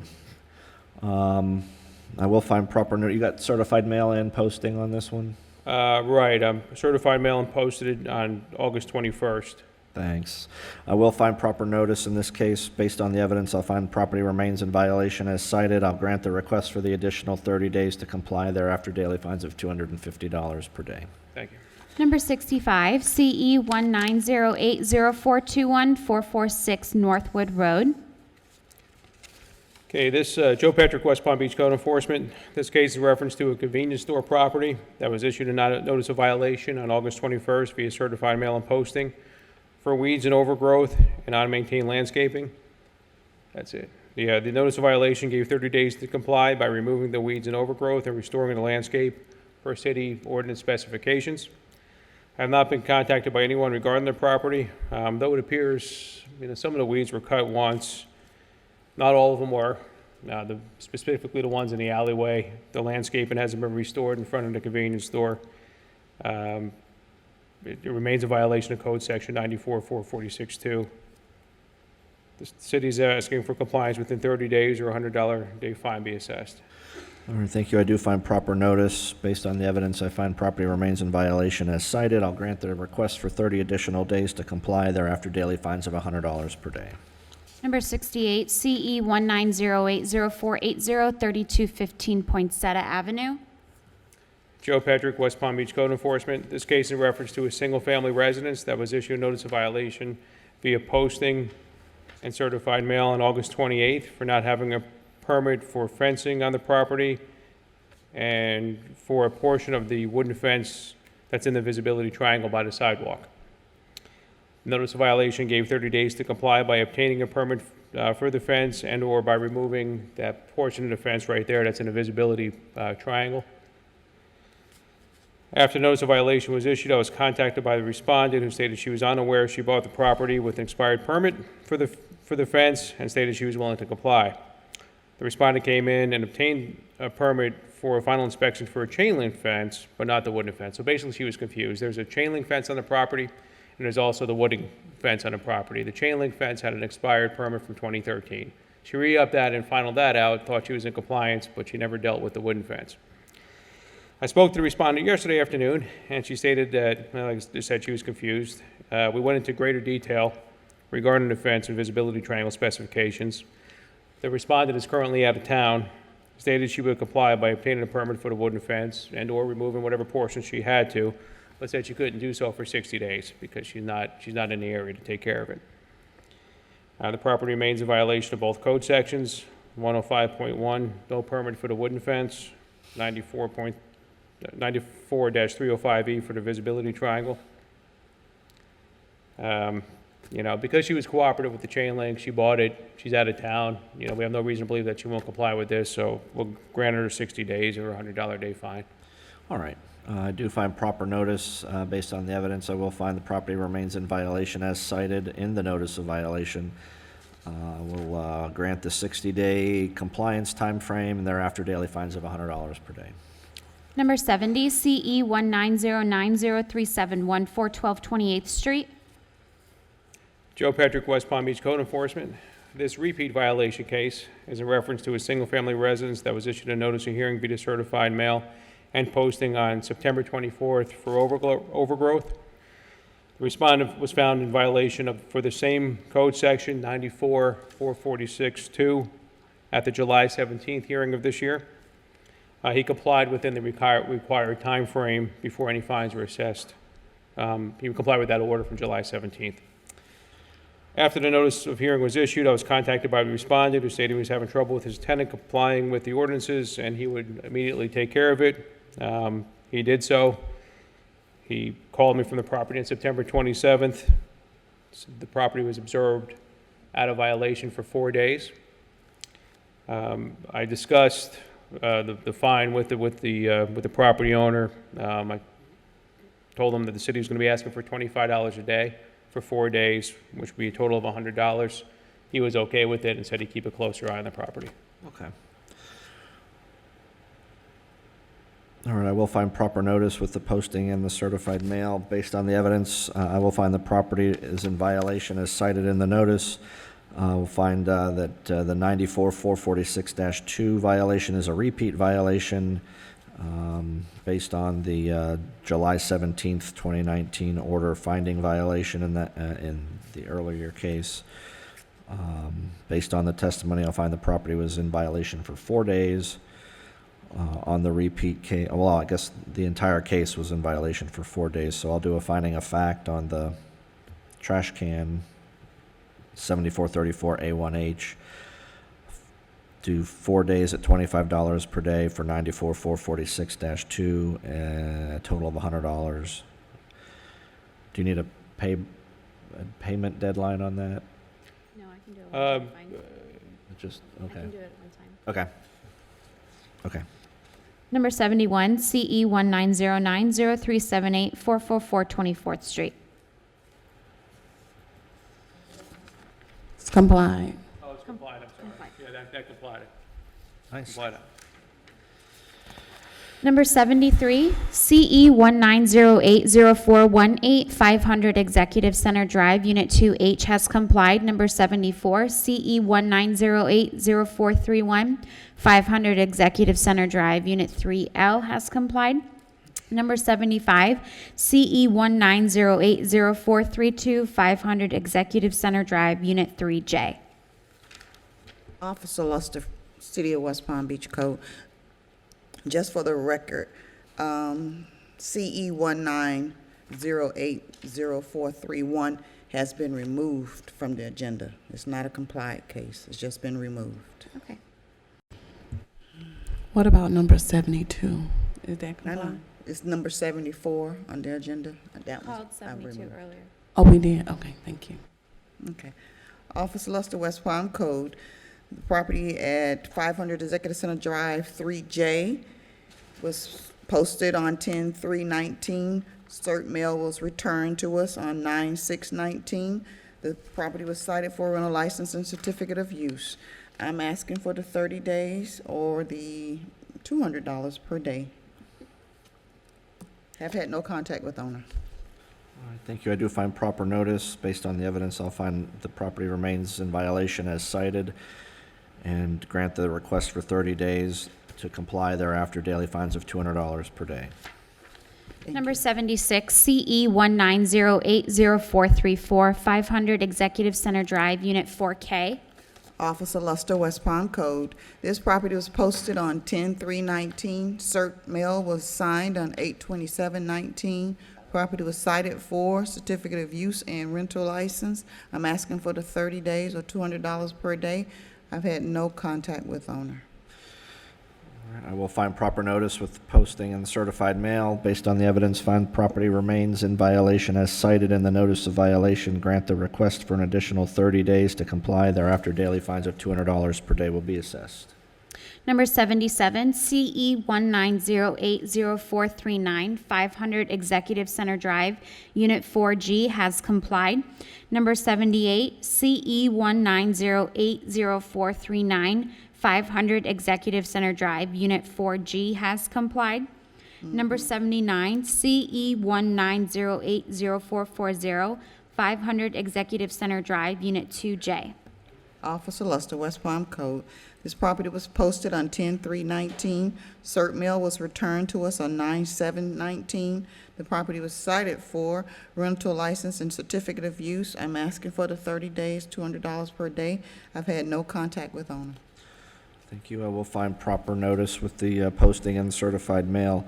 Based on the evidence, I'll find property remains in violation as cited in the notice of violation. I'll grant the request for the additional 30 days to comply. Thereafter, assess daily fines of $200 per day. Thank you.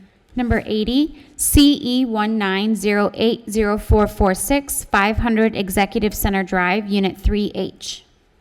Officer Luster, West Palm Code. This property was posted on 10/3/19. Cert mail was signed on 8/26/19. Property was cited for rental license and certificate of use. I'm asking for the 30 days or $200 per day. I've had no contact with owner. All right, I will find proper notice. I will find the property remains in violation as cited. I will grant the request for 30 days to comply and $200 per day thereafter. Number 81, CE 190804447, 500 Executive Center Drive, Unit 2N. Officer Luster, West Palm Code. Property was posted on 10/3/19. Cert mail was signed on 10/1/19. Property was cited for rental license and certificate of use. I'm asking for the 30 days or $200 per day. No contact with owner. All right, I will find proper notice. You have signed certified mail return receipt. I'll find property remains in violation as cited in the notice. Grant the request for the additional 30 days. Thereafter, daily fines of $200 per day will be assessed. Number 82, CE 190804449, 500 Executive Center Drive, Unit 5C. Officer Luster, West Palm Code. Property was posted on 10/3/19. Cert mail was signed on 8/26/19. Cited for rental license and certificate of use. I'm asking for the 30 days, $200 per day. No contact with owner. Thank you. I will find proper notice. I'll find the property remains in violation as cited. I will grant the request for 30 days to comply. Thereafter, daily fines of $200 per day will be assessed until compliance is achieved. Thank you. Number 83, CE 190804452, 480 Executive Center Drive, Unit 5G has complied. Thank you. Think How it. is Jennifer? Pardon me? How is Jennifer? Good. Good. Yeah. Tell her I asked about Yeah. her. She's living the dream in North Carolina. Oh, living the dream, huh? Yeah, that's what I Well, understand. I miss her. If you talk to her, tell her I miss her. I will. And we're done.